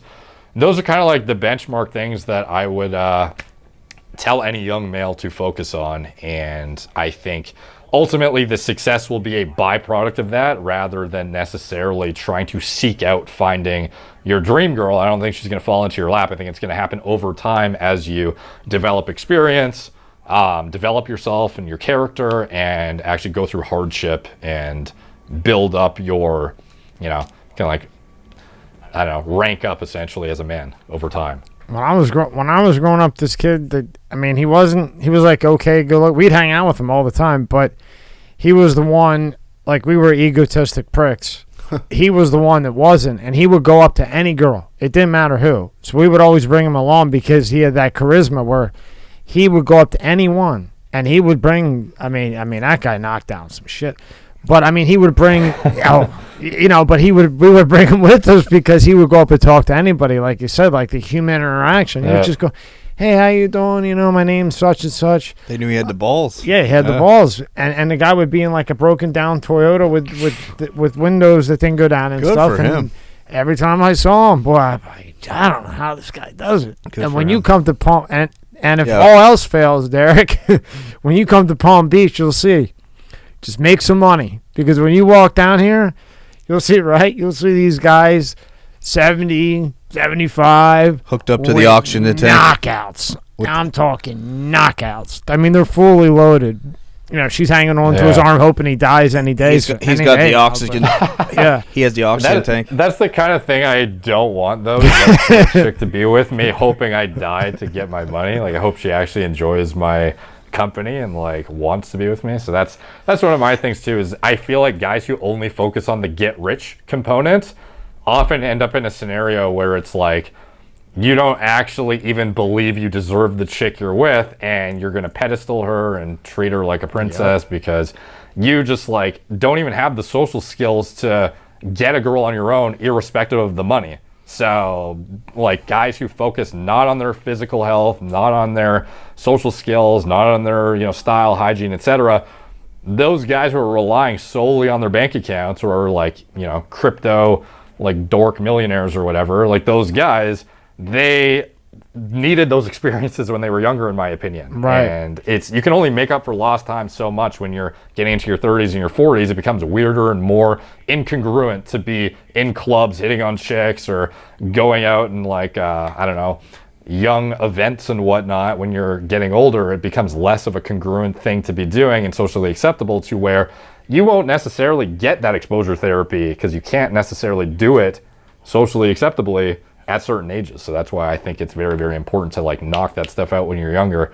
And then you also don't have a chip on your shoulder about women when you're trying to overcompensate when you're older and become like a playboy rich guy who's just like has a harem of chicks because you feel like you underperformed when you were 19, 20 years old. And, you know, I never got the chicks and now I'm going to become this rich like douchebag or something, which is not, you know, it's not a common scenario, but among rich people, like I often see leaning in too far of one direction, like guys who only focused on money and then they totally missed out on a lot of the experience that should have built their character up.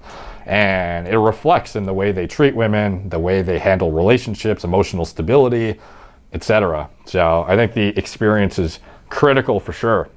And I do think developing, like, I think something that should be mentioned too, because I went on the Fresh and Fit podcast, which is another podcast in this area that you guys are in, I think. Yeah, he's right down like geographically, the women in your area probably differ to some extent from the women in Vancouver, Canada. So, yeah, like what I say does not necessarily apply widespread. It depends on where you live too, to some extent, and there is some congruency that needs to be taken with your environment as to what you prioritize, because maybe it does lean a little heavier on the money side if you're into Miami or something. Like, I don't really know, but for ultimately, I think all that stuff should ultimately be the underpinnings of developing you as a person. And I also do think, as much as it sucks, developing an online profile that represents you in as positive a light as possible is somewhat important too, if you want to not be selling yourself short. And just focusing on in real life interactions is great, but ultimately the efficiency of online dating cannot be overlooked either. So if you want to be maximally performing in all areas, like developing a great online Instagram as well as a dating profile, if you're on the dating sites, like high quality pictures, having a good, you know, succinct bio or whatever that kind of represents who you are and what you're about, I think is important as well. So if you want to hit Reggie White's number, which is 99, get online. We used to joke, right? Reggie White played for the Eagles. His jersey was 99. So I was joking. Like if you want to hit if you want to knock down 99, get on the online. But what you said that I think even down here in this totally different area than where we came from, you know, I think like you said, when you're younger, the money should be the last of it. Otherwise, you're just gonna have girls with you because you have money, because you don't have the charisma, you don't have the skill, you don't know. Then you waste all that time trying to make money. Then you're trying to make up for it, and then you end up with some broad that's just with you probably because you have money, and then she believes in her head too that I really do like him, but subconsciously she doesn't like that prick. It's just that he could do whatever. But if you build it like you said, and that's why I think it was really cool that you said, you know, money's there, but when you're 18, 19, 21, work on this stuff first and then incorporate that in.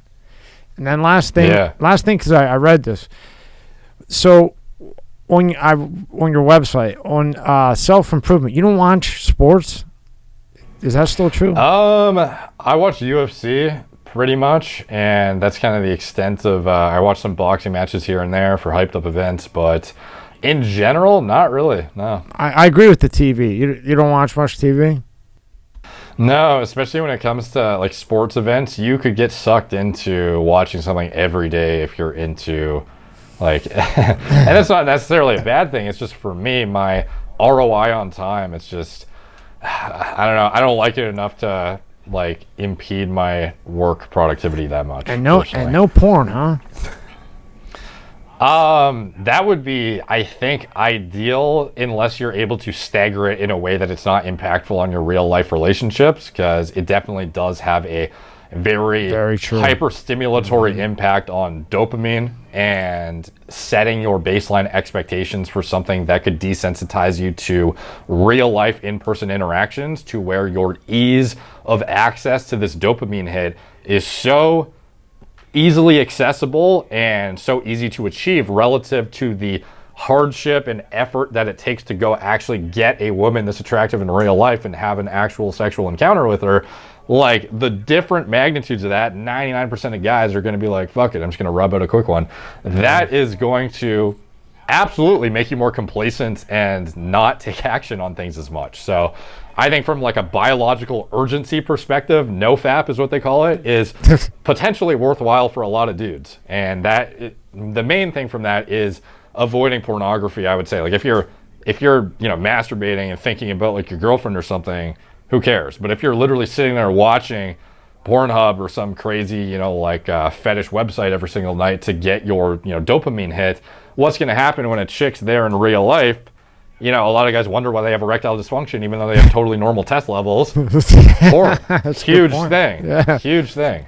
And if you're married and you start watching that porn, then you start expecting it in the bedroom, buddy, get ready for that alimony check. Because it ain't happening. Yeah. Remember, those people are getting paid. And then when things like that doesn't happen in the bedroom, they're not satisfied because they're too busy watching the porno. I've seen that shit, and I've seen the check that they had to write too. Yeah, I think there is definitely a happy medium where somebody could watch porn and masturbate and not have it, ruin their dating life. But I think that in most cases, the habitual, almost addiction to porn in many cases for dudes is going to be a net negative on their dating life and quality of relationships, personally. I agree with you. And you're on everything: YouTube, Instagram. I'll have this all in the description: Facebook, Twitter, TikTok, your podcast, your website. Do you post on all of them the same? Like, do you cross post at all, or what's the main one? Your Instagram. I would say YouTube is the main one, but Instagram is probably secondary to that. But Instagram, quick. It's tough, man, because it's like there's such a push to be present on every platform. I repurpose things how I can. Like, for example, this podcast is probably going to turn into like 20 clips over time on my Instagram and TikTok and YouTube Shorts and whatnot. Thank you. But by the way, if your editors want to edit the clips, magnitude's easier for me, because then I don't have to oversee the clipping process, because I do that right now. So anything they shoot me over, I'm happy to repurpose, post, do collab posts with you. That helps me a lot. Yeah, I'll send you the whole video too. Well, what's mine is yours, man. I mean, we did it. We did it together. Yeah, I used to cut them up through the clips, and that takes forever. And then putting them on 9 different things. No, I do. Brutal. Rob marks down like good timestamps, and then we have them chopped for not too much. But your Instagram's cool. He's jacked. When he has his shirt off, he's ripped. Scroll down. A lot of my stuff is just like clips of old videos at this point. But I don't care. I don't care when that back picture was taken. Your back's some serious shit, there, boy. Yeah, it's I'm not as big as I used to be for sure, but it's you gotta I think that was like my how to get Death Star delts video. You gotta pin that one. Throw it up there. All right, Derek, man. Thank you for your time. I appreciate it. I hope to see you in person soon as possible. We got a lot more. This is awesome. just fun talking to you, man. This is right up our alley. No, I'm glad we got to connected, and yeah, I will be in the area later this year, I hope. So I would love to do it in person as well. Well, they got airplanes, so if you're not, just come in, unless they ban them too somehow. I don't know. LGBTJYGGA might do something with the airplane. Who the fuck knows? All right, man. Thank you so much for your time. I appreciate it, and I'll shoot everything over to you. Awesome.